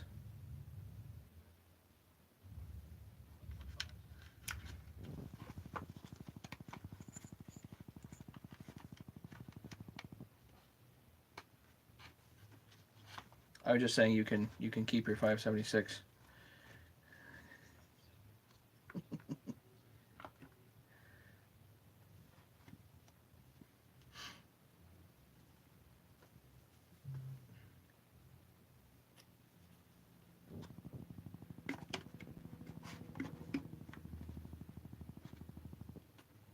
Make sure that's lined up.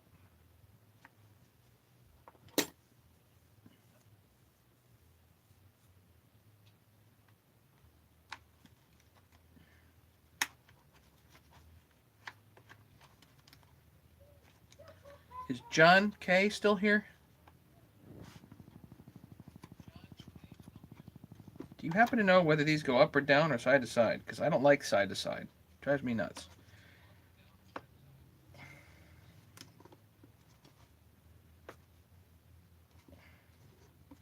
But I've never broken one of these things. You have to wonder, like, how do you not break them? They feel so flimsy. Yeah, 372 tanks are a little tricky, huh, David?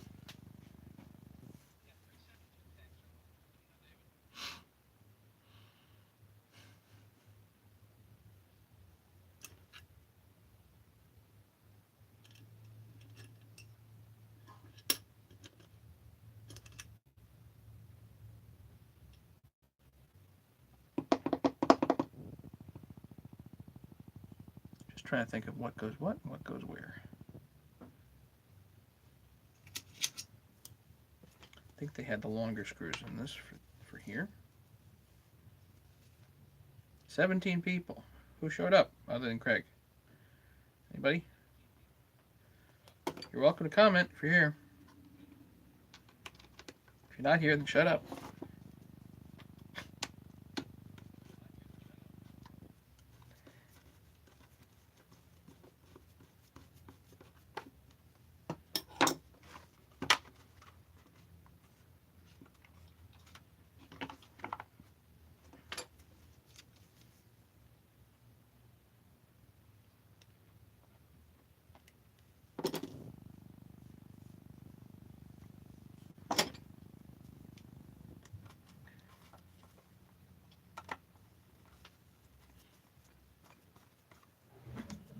So just putting the gas tank screws in. While you're doing this, getting this impulse line out is really a good idea. Having that out really helps.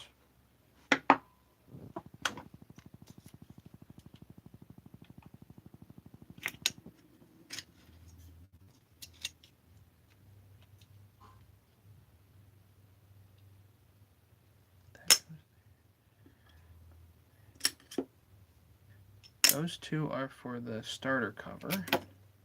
So where are the others? I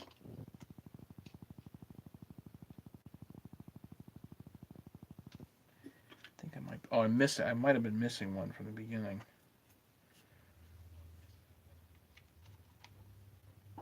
Where's my Bosch at? Yeah.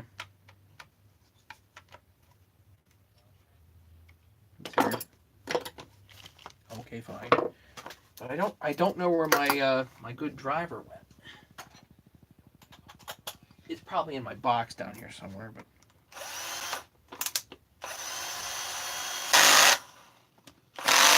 that make you feel better, David?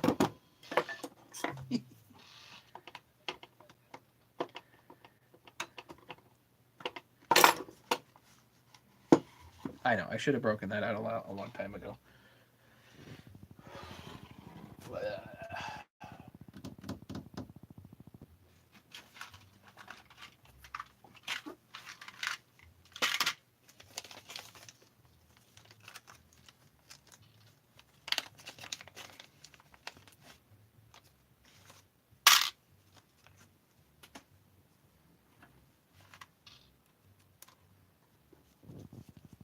18 people here. Who's here? Craig, do you have me on the big plasma tonight?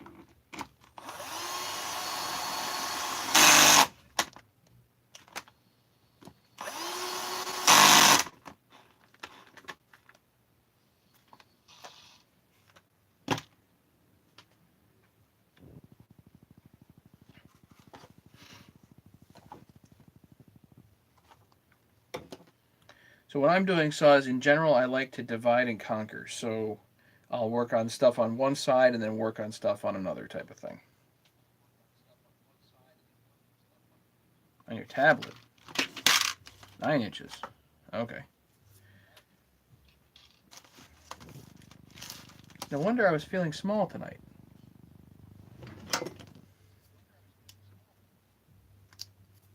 Now I know why.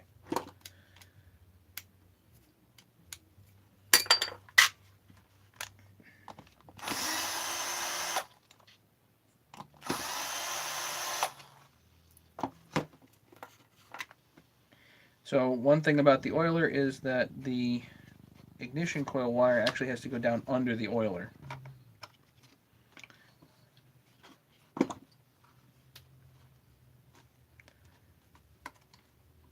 Actually, it might be better to put the ignition coil down first if that's the case. Yes, yes, yes. Okay, we'll do that.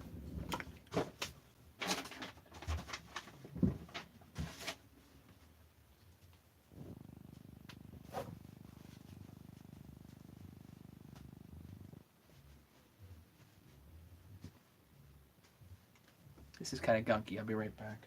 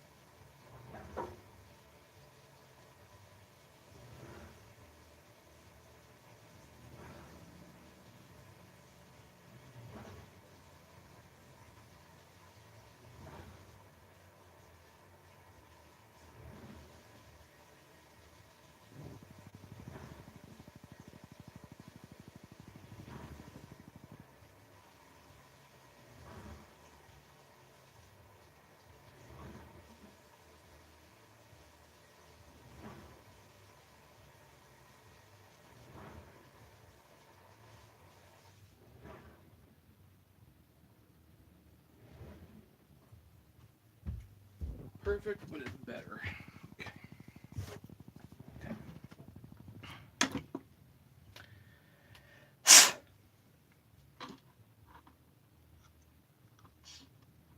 So really, in order to split the case, you have to unscrew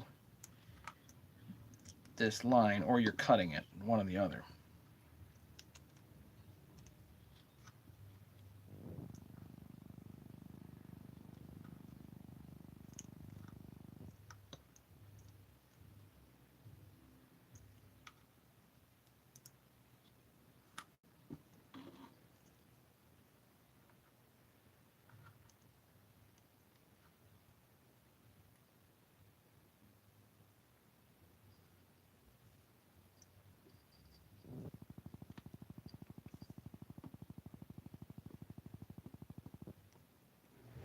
So kind of mock everything up here. Get the wires to sit down. The little black wire goes down first. If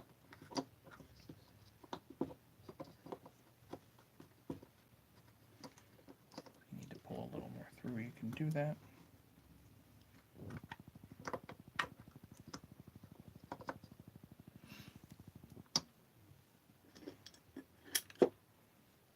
Not going to really put these down tight until you get the flywheel on.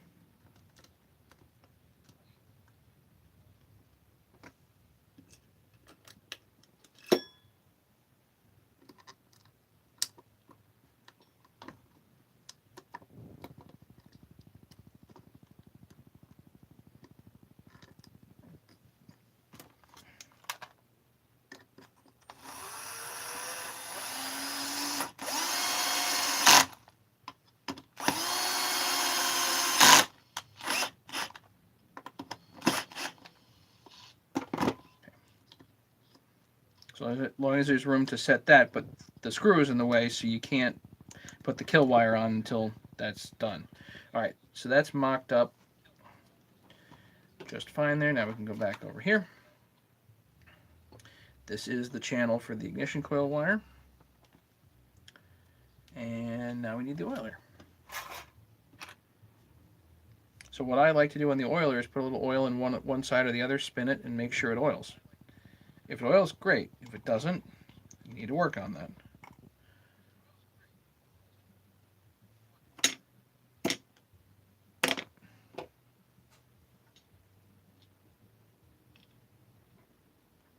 Where is that rubber piece?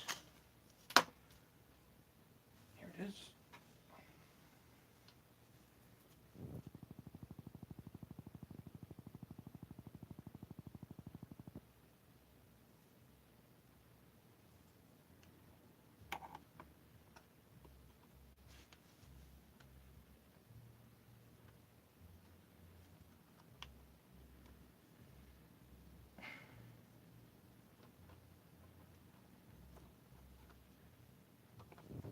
That essentially goes down just like that. And I had the two screws here. And goop on these for sure.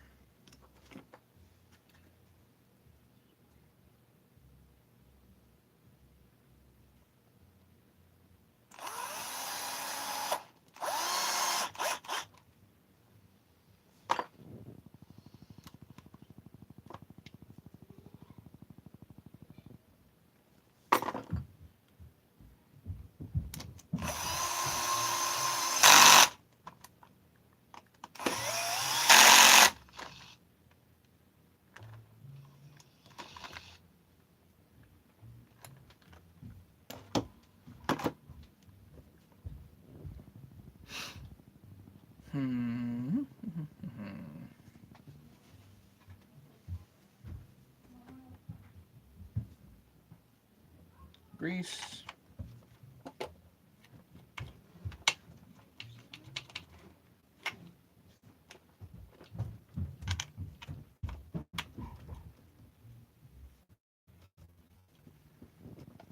Okay. And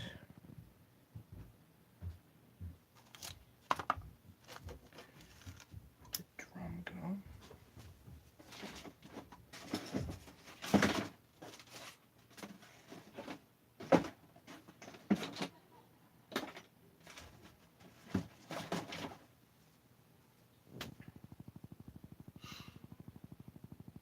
lost.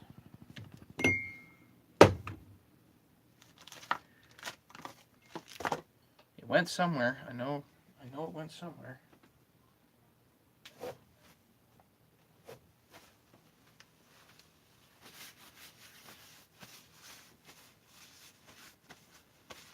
Actually, we can ignore that for the moment.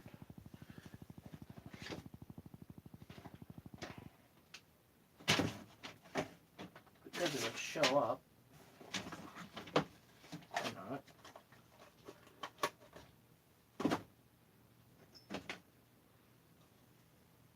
Gotta go clean these parts. Be right back.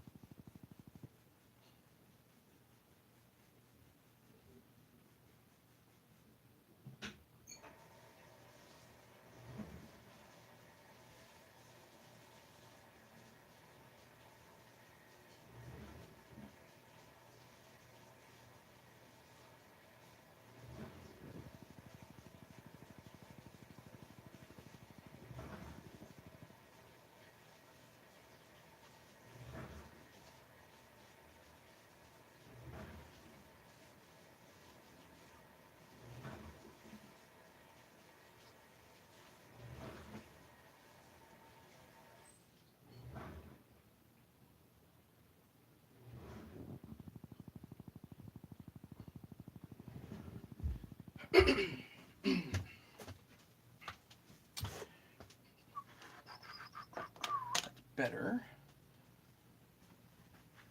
Don't know where that drum went. I have to see if I have another one.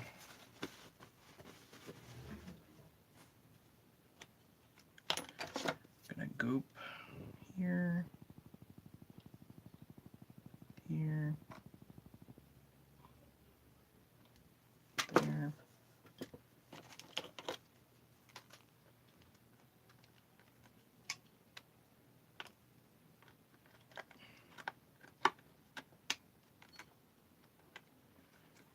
Whole thing fits there. 1, 2, 3 little screws. No comments while I was gone? Everybody sleeping?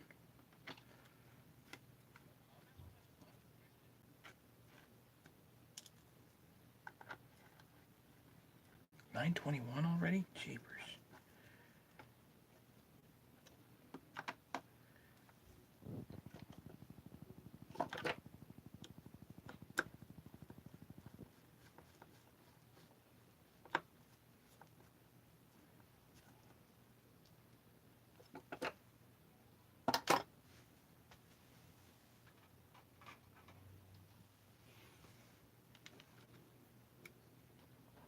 Just pop these things back in.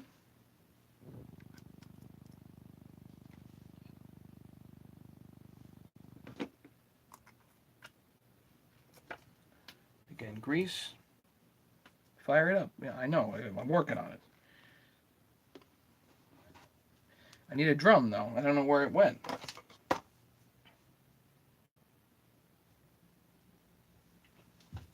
Stupid.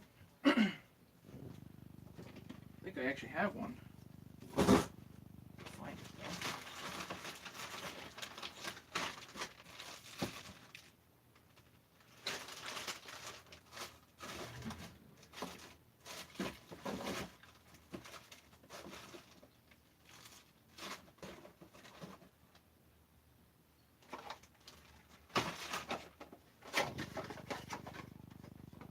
I have one.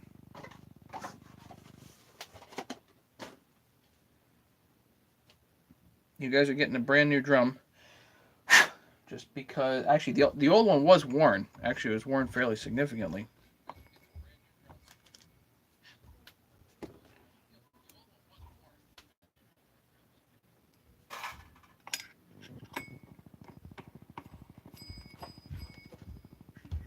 since I can't figure out what I did with it, I guess you're getting a new one.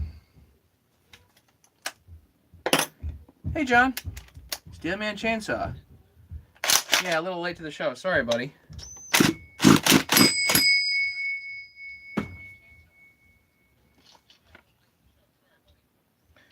You can go back and watch if you want.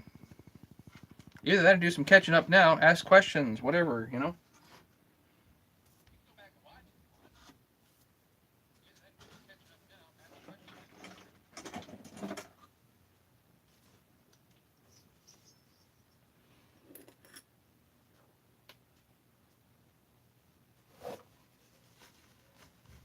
Flywheel time. Woodruff key.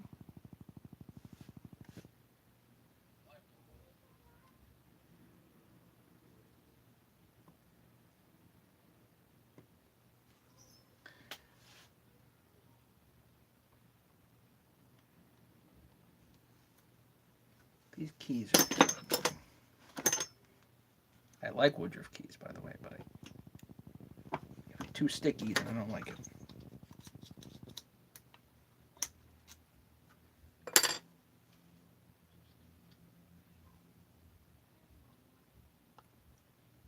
There. That's better.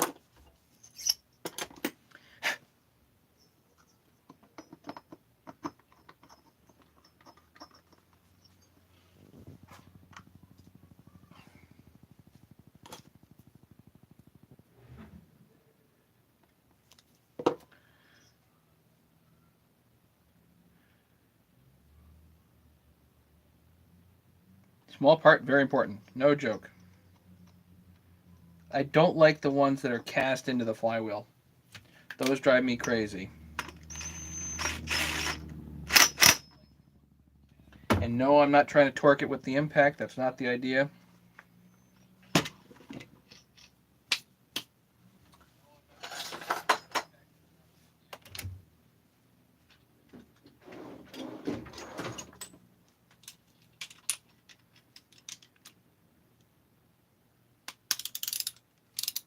Ever figure out where the missing fin material came from? No.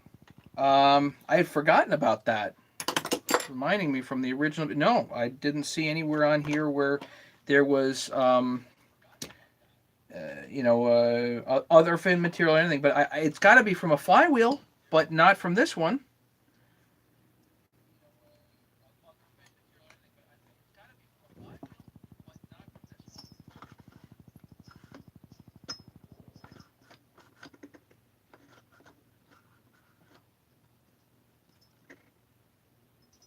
Why is it so crunchy? Oh, because of the ignition coil. Oh. Just have some nylon rope in here to block it while I torque this. I use...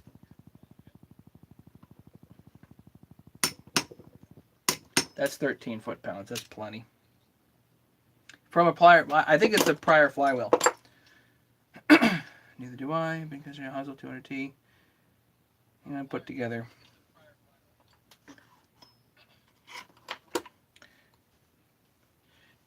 I don't know, John.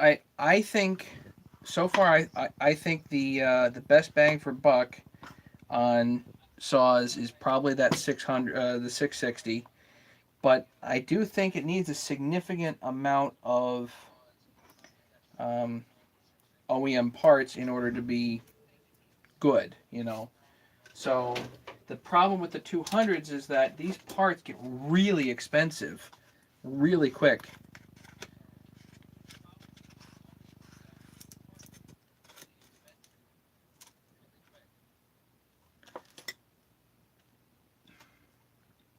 What's the foot-pound specs? I don't know the actual spec. I use 13 foot-pounds. I've been using 13 foot-pounds on all mine. I think mine calls for 22. Yeah, it's very possible it's significantly higher, but I've not had an issue at 13. I know Walt has some up at like 26. Worries me.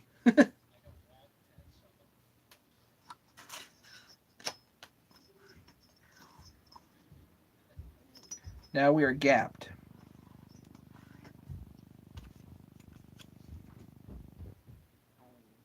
Okay, at this point we can actually put the starter on. Now I clean the starter. Let me get it.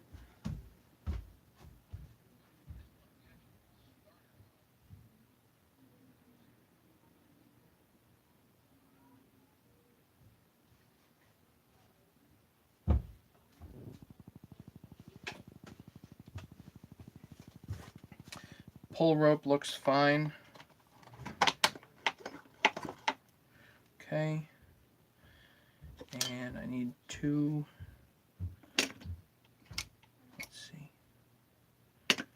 Two long screws. Here's two long screws here. M4 for the front ones.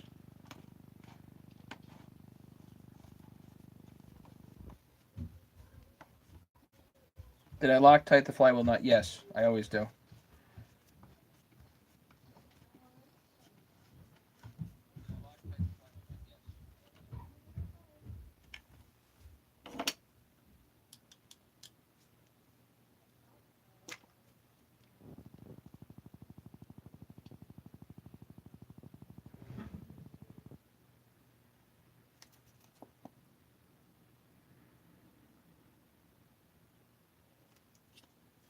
The one chainsaw I got here on YouTube is doing 200T now in segments. Who's that? Is that Bedford?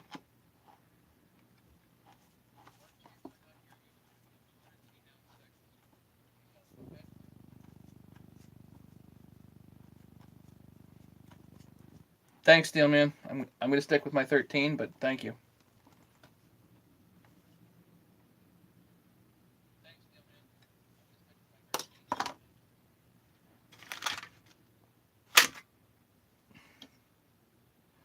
Use factory specs, everybody.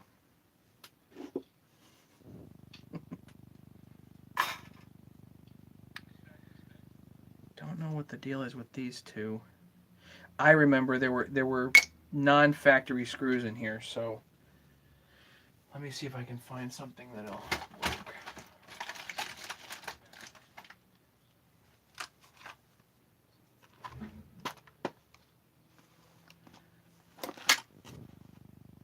Yes, apparently Bedford.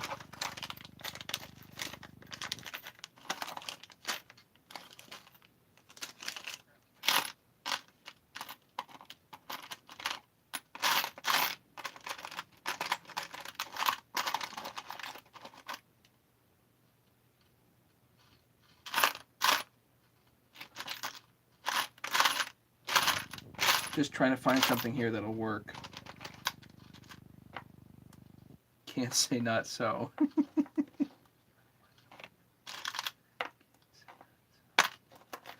try these two.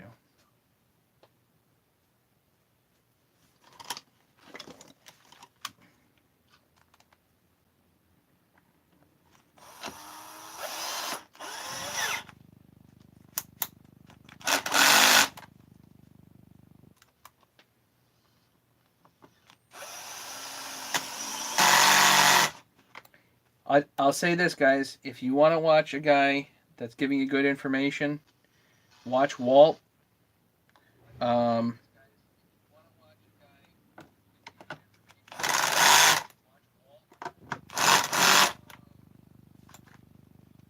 I'll say that.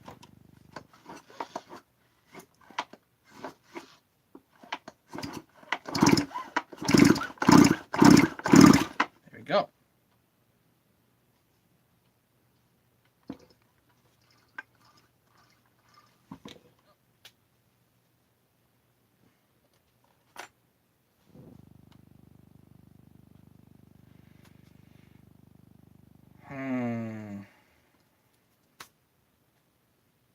I know. So close to hearing a pop here. New basic top handle, 350 still high square echo. Even with a kit on sale, seems far from cost effective. Haven't seen Walt do a top handle.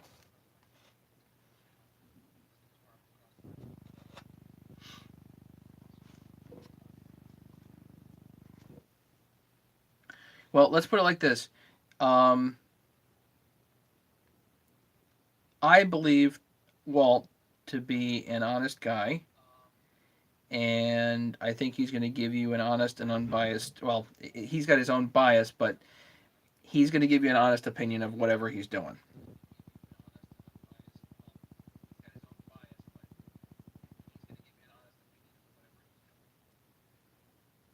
So if you're going to watch anybody else, I suggest you watch Walt. And if you want to watch real world 200T building, then you watch me. There's not a whole lot of other choices there.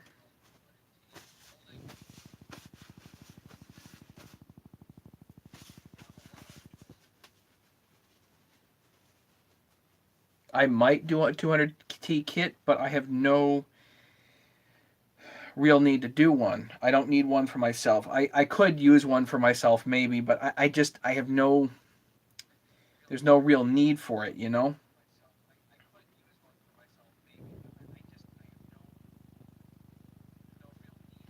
And for me to put $500 into a 200T to get it to a point where I would want it is just not happening right now. So I just don't see the point for me to build one. If you guys want me to build one for you, if you want to do a commissioned build, obviously we can talk. But um,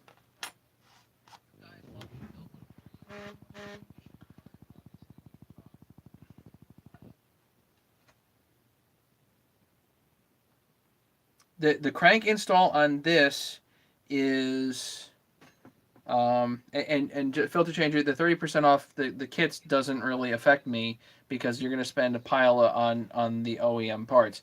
Just that stupid wrist pin bearing, which I would want to change. Just the wrist pin bearing is $30 at the dealer, just for that one damn bearing. So, Steelman, the crank install tools I do not need to use on a 200T.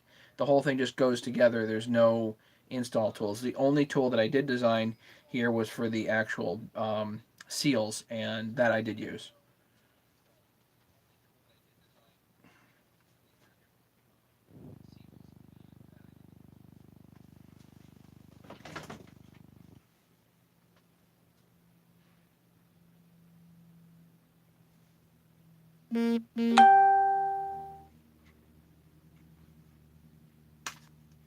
Bing. So this yellow thing here is indeed kind of messed up. I've got fresh and new right here.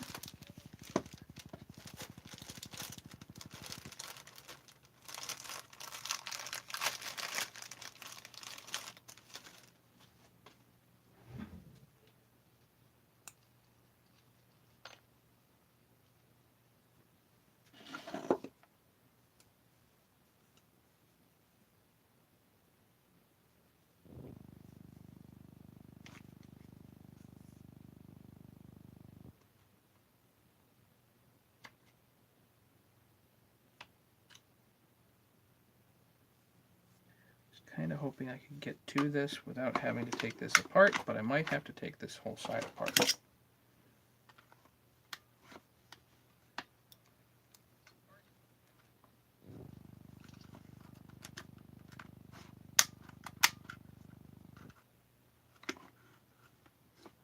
Okay, we'll take the whole side apart. No, no tools on the crank. Ground wire. Yeah, this is one of the this is the ground wire. Yeah, one of the wires that goes to the kill switch, effectively.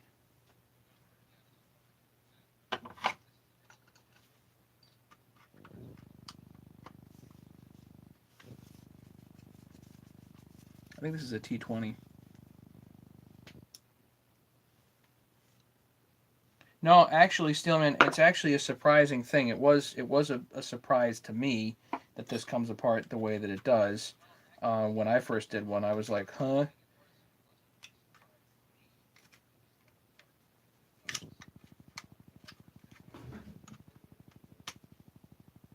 It just comes off there. These are all T20s. Yeah, the case has got a bath in the ultrasonic. You know, I don't clean things super pristine, but you got to make sure that the mating surfaces are clean and degreased, and preferably bare metal.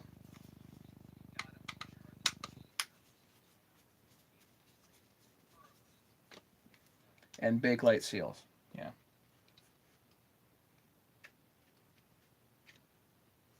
So, in case anybody wants to know what's going on with this, this is an exceptionally complex setup. I'll just leave you with that. Um,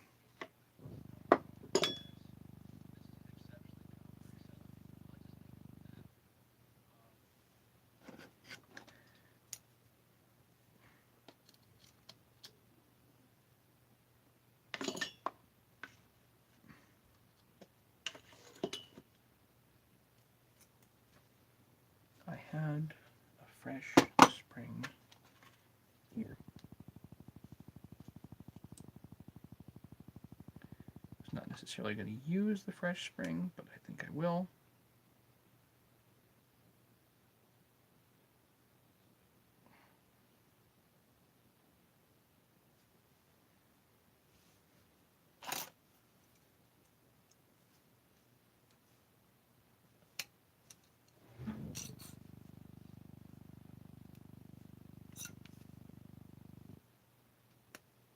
There. Just put this back in here.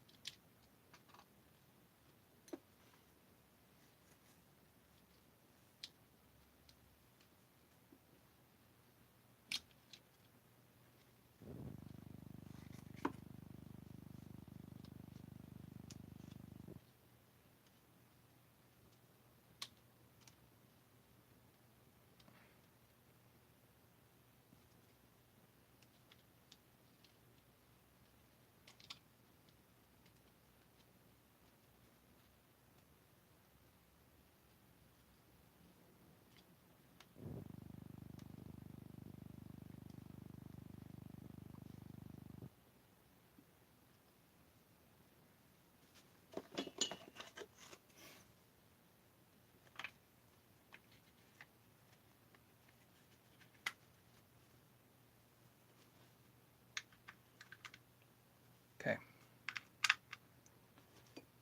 That's a fairly straightforward thing to replace. Not too big of a deal. It's a little wonky in there, but not bad. Again, T20s to put her back together. Tim, what would I do if I won the lottery? Tim, it's a great question. I know what I would do first. The first thing I would do if I won the lottery was I would never have an alarm clock.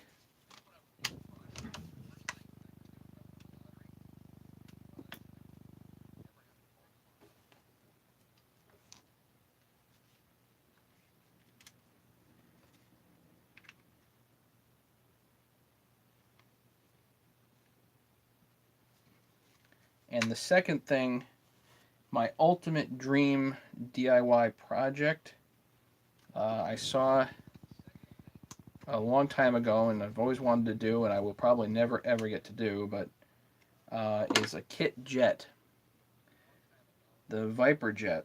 And I don't even know if they're making it anymore. They might not. I don't think that it was ultimately successful. Um, but I would love to build a Viper jet. They're talking probably 2,000 hours worth of work, and since I'm nowhere near qualified to build such things, you get the idea.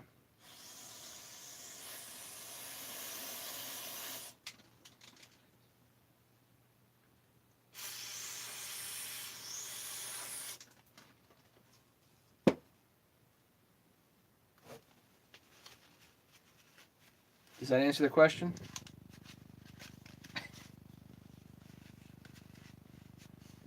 It's always a good question to ask people. Always interesting.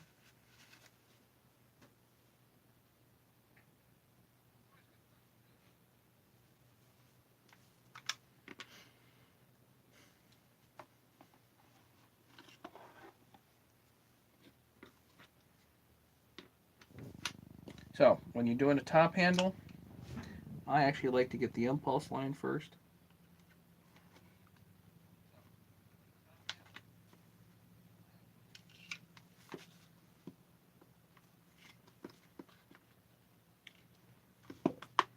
Because they didn't make this a barbed nipple. I don't know why. Why did they not do that?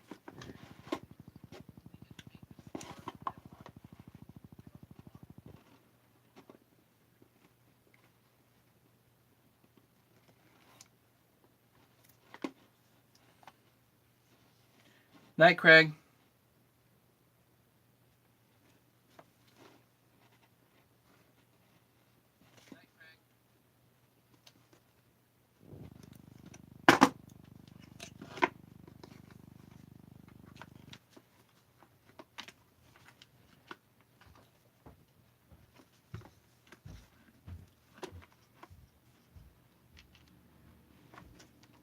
I don't know if I can get. I'll get that on there later. Okay. Anybody want to see me do the? Yeah, you do. Okay. Here. Let's do the string.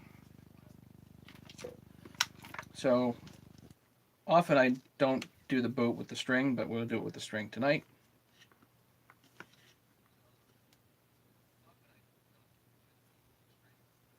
This is actually, I think, the approved method by Steel to get this boot to go through this.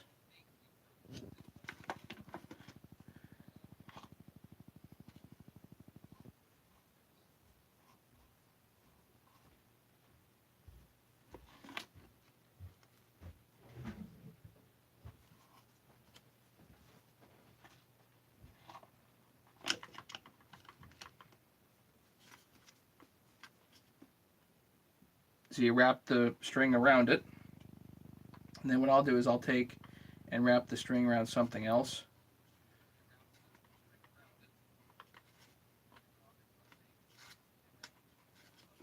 And then I can pull the other side.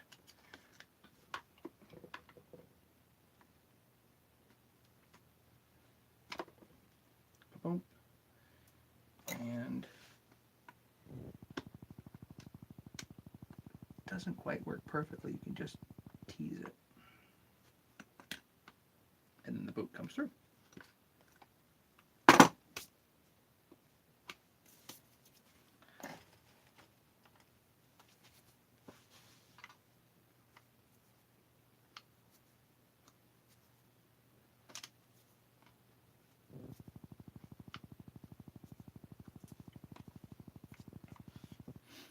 Would you get into race saws if you won? No, probably not.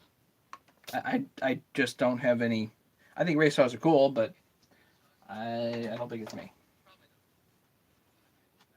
How many 200Ts you build? A dozen. At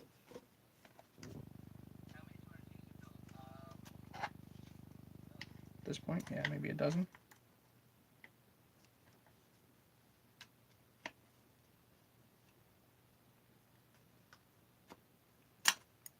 So one of the kill wires here, and then this one going to come over to the side here. Thanks, John.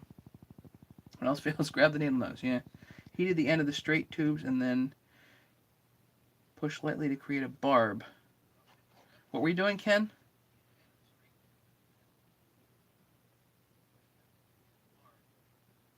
What for?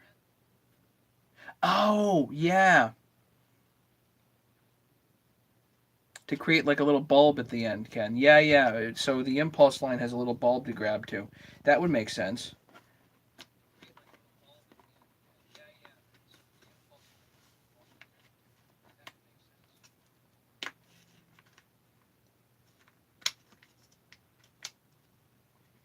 I got the vent there.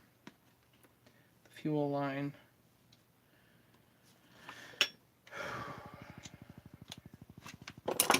So now I'm going to take out these two case bolts.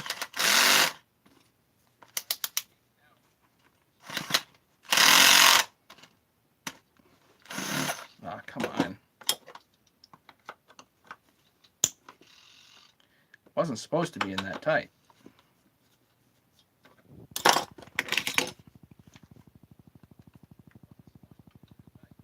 Cheap inline fuel filters with no barb. Yeah.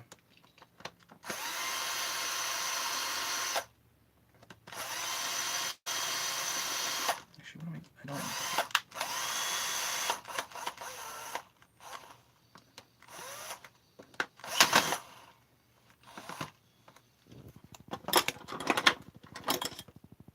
Just want the posterior one out so you can put the the ground wire on.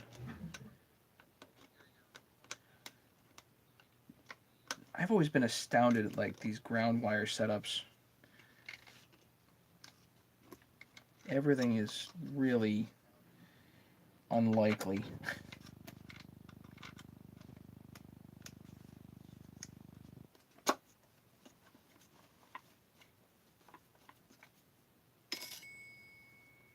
Butane pencil torch, yep. Steel flat rate time. What is steel flat rate time on the 200T?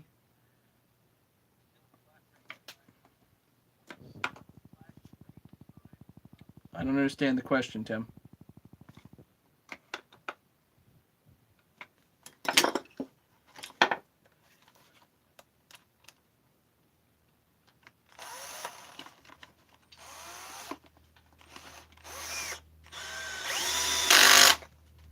Couple of AV screws, front and back. Good. 75 an hour? Yeah. I don't know what the shop rates are.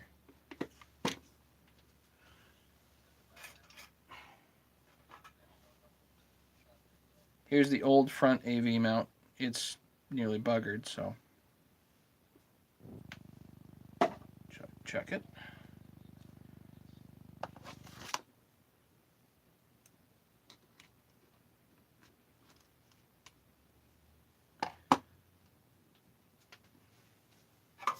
Yeah, 85 an hour probably.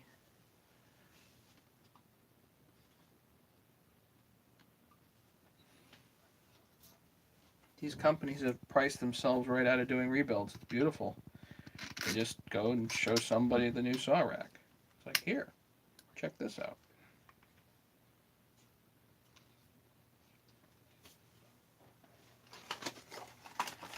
Get a brand new carburetor here. The other one is suspect, so I'm going to put the new one in.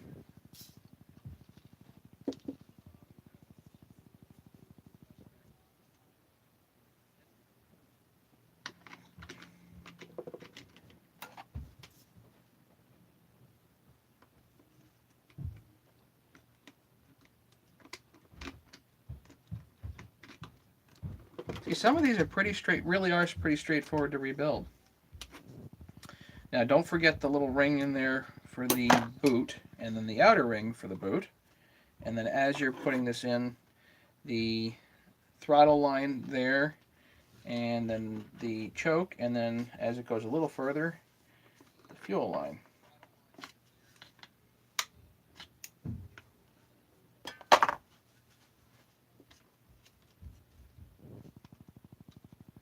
Now, I don't tend to put this stuff on until I know that I've got it's running good, because I can tune it easier without the cover on here.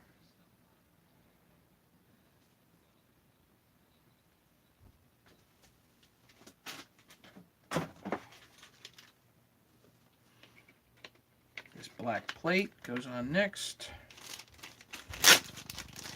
The foam piece, another $1 for that.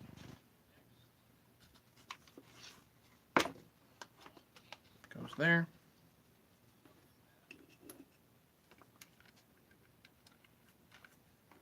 Circlip, not circlips, 8mm nuts.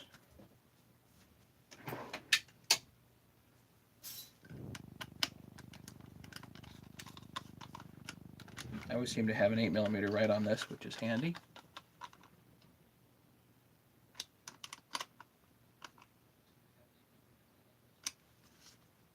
What do they do with the broke saws?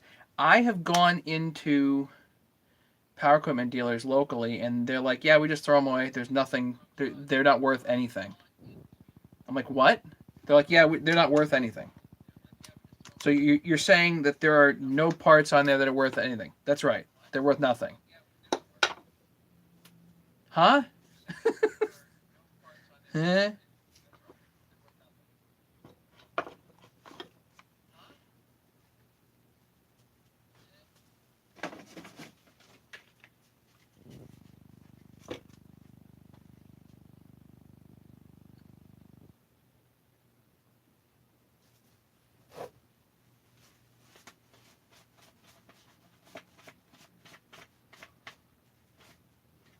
Filter's not too bad.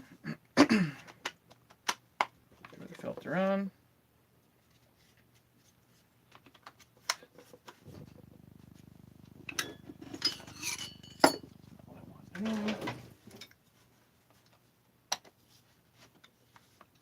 Okay. Got this screw over here. See, now you start being like, wait a minute. Why do I have all these stuff left over? Why is there a circlip left over? Ah! Yes, we'll beg any time for junk sauce. No joke.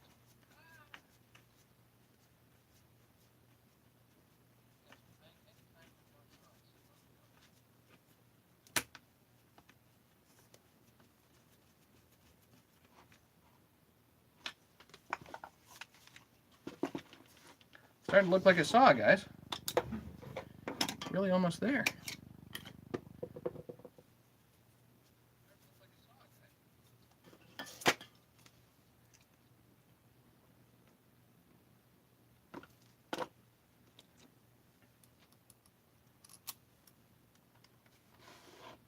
Put the dog on.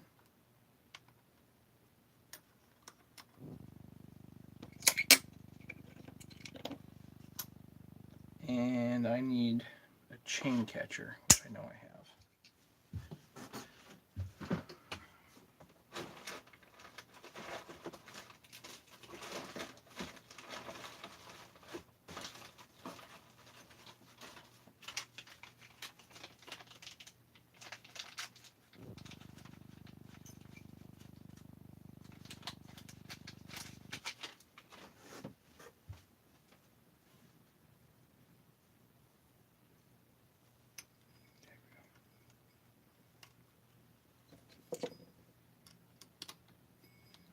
I feel like an idiot sometimes with these things. Which way does it go again? Oh yeah, that way.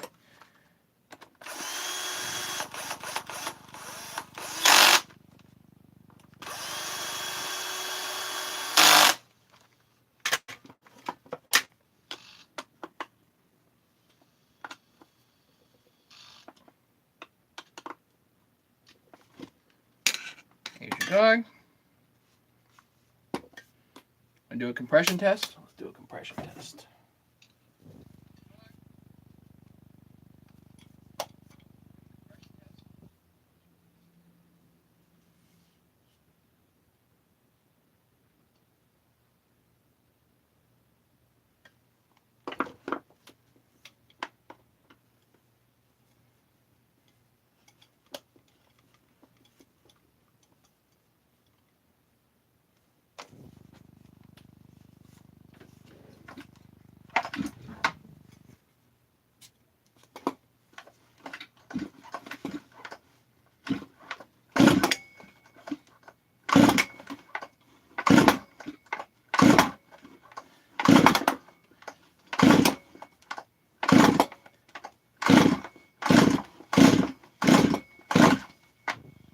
Yeah, it's 140.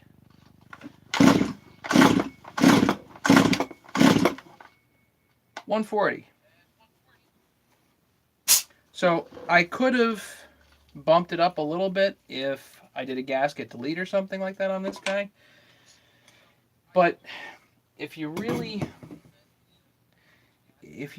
trying to start it up in a tree or something like that, you really don't want to do that.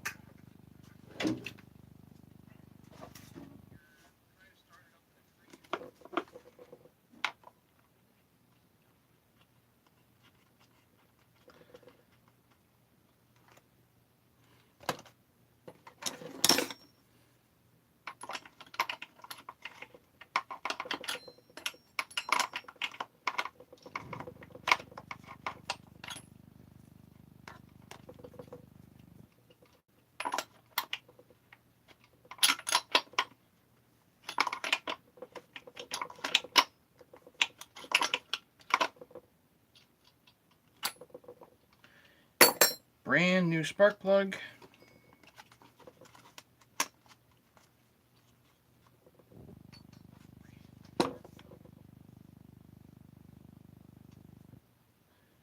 And I'm I'm gonna bust your guys' butts here because I don't have any gas inside and it's too late to do a start and run. Sorry.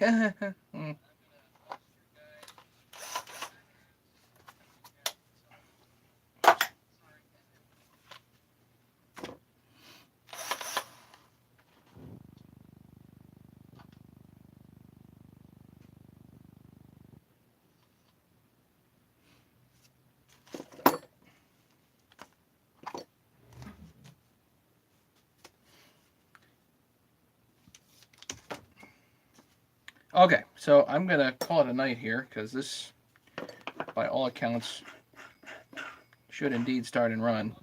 Um,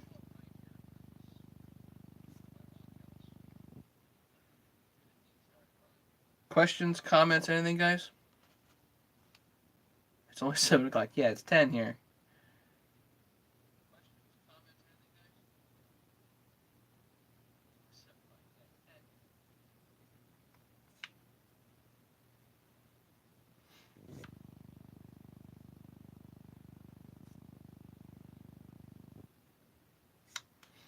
Yeah, I don't need heavy metal saws.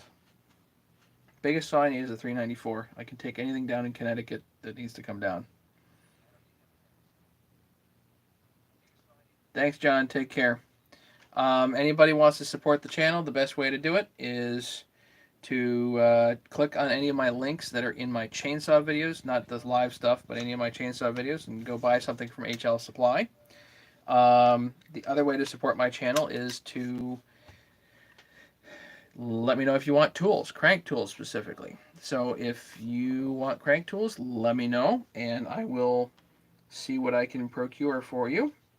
And I can send you a form letter and all that stuff. Let me put my email in here so everybody has it.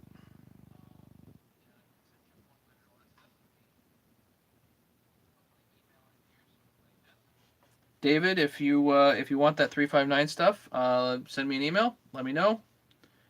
And what else, guys? Any T-shirts? Anybody? If anybody wants T-shirts, let me just do this. Anybody wants T-shirts? Got T-shirts that have my logo on the front, and they have this on the back.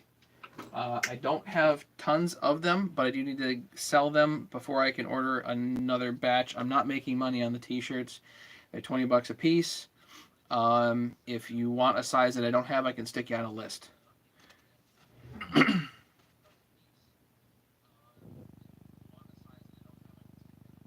So again, ta-da!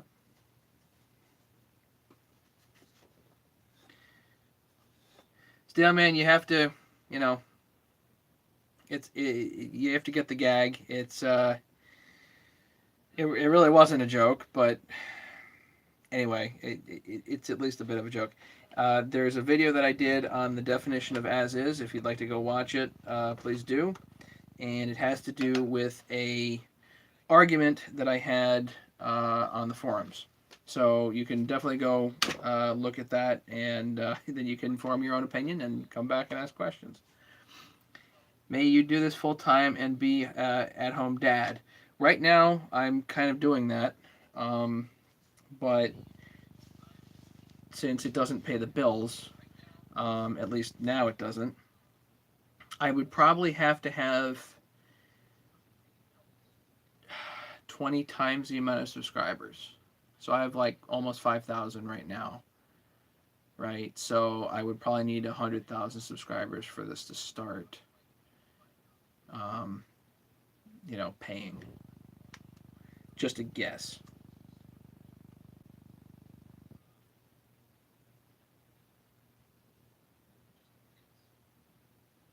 So I appreciate everybody being here and hanging out. I'm getting a kick out of it right now, even though I'm not making a whole pile of money. I do make money on the tools, so if you guys want tools, it helps me out huge to put an order in there. And I do get at least a little bit of a kickback from HL Supply for anybody that buys anything through my link. So.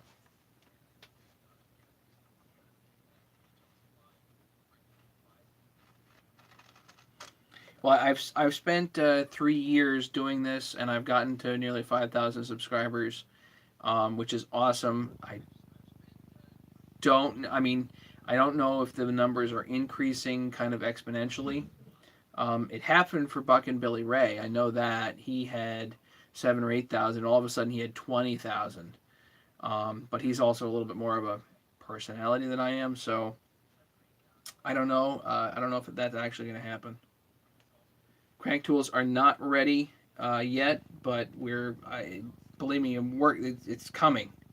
If you need to get on the list, get on the list and email me, and I'll put you on a list, and we will get that going as soon as possible for you. I'm not taking pre-orders. I'm not taking money yet. I'm going to get some in my hand, and then I will be asking people for their money. So.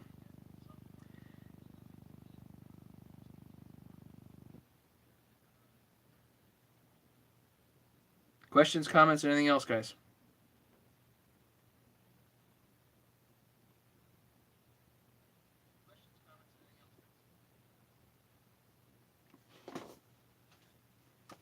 I know, you want to hear it pop, right? Hang on. Who doesn't want to hear it pop? You got to hear it pop, right?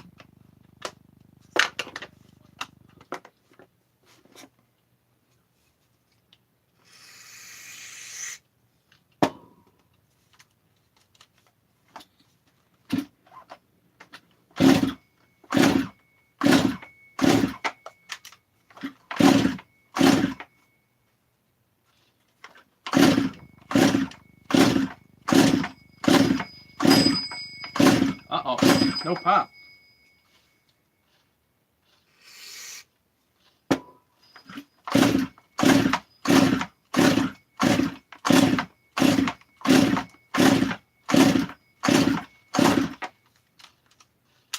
That's disappointing.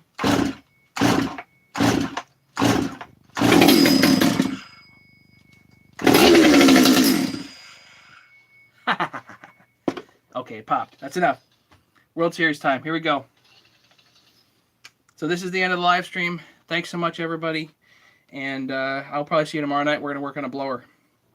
Yeah, night, guys. Appreciate it. Stay safe.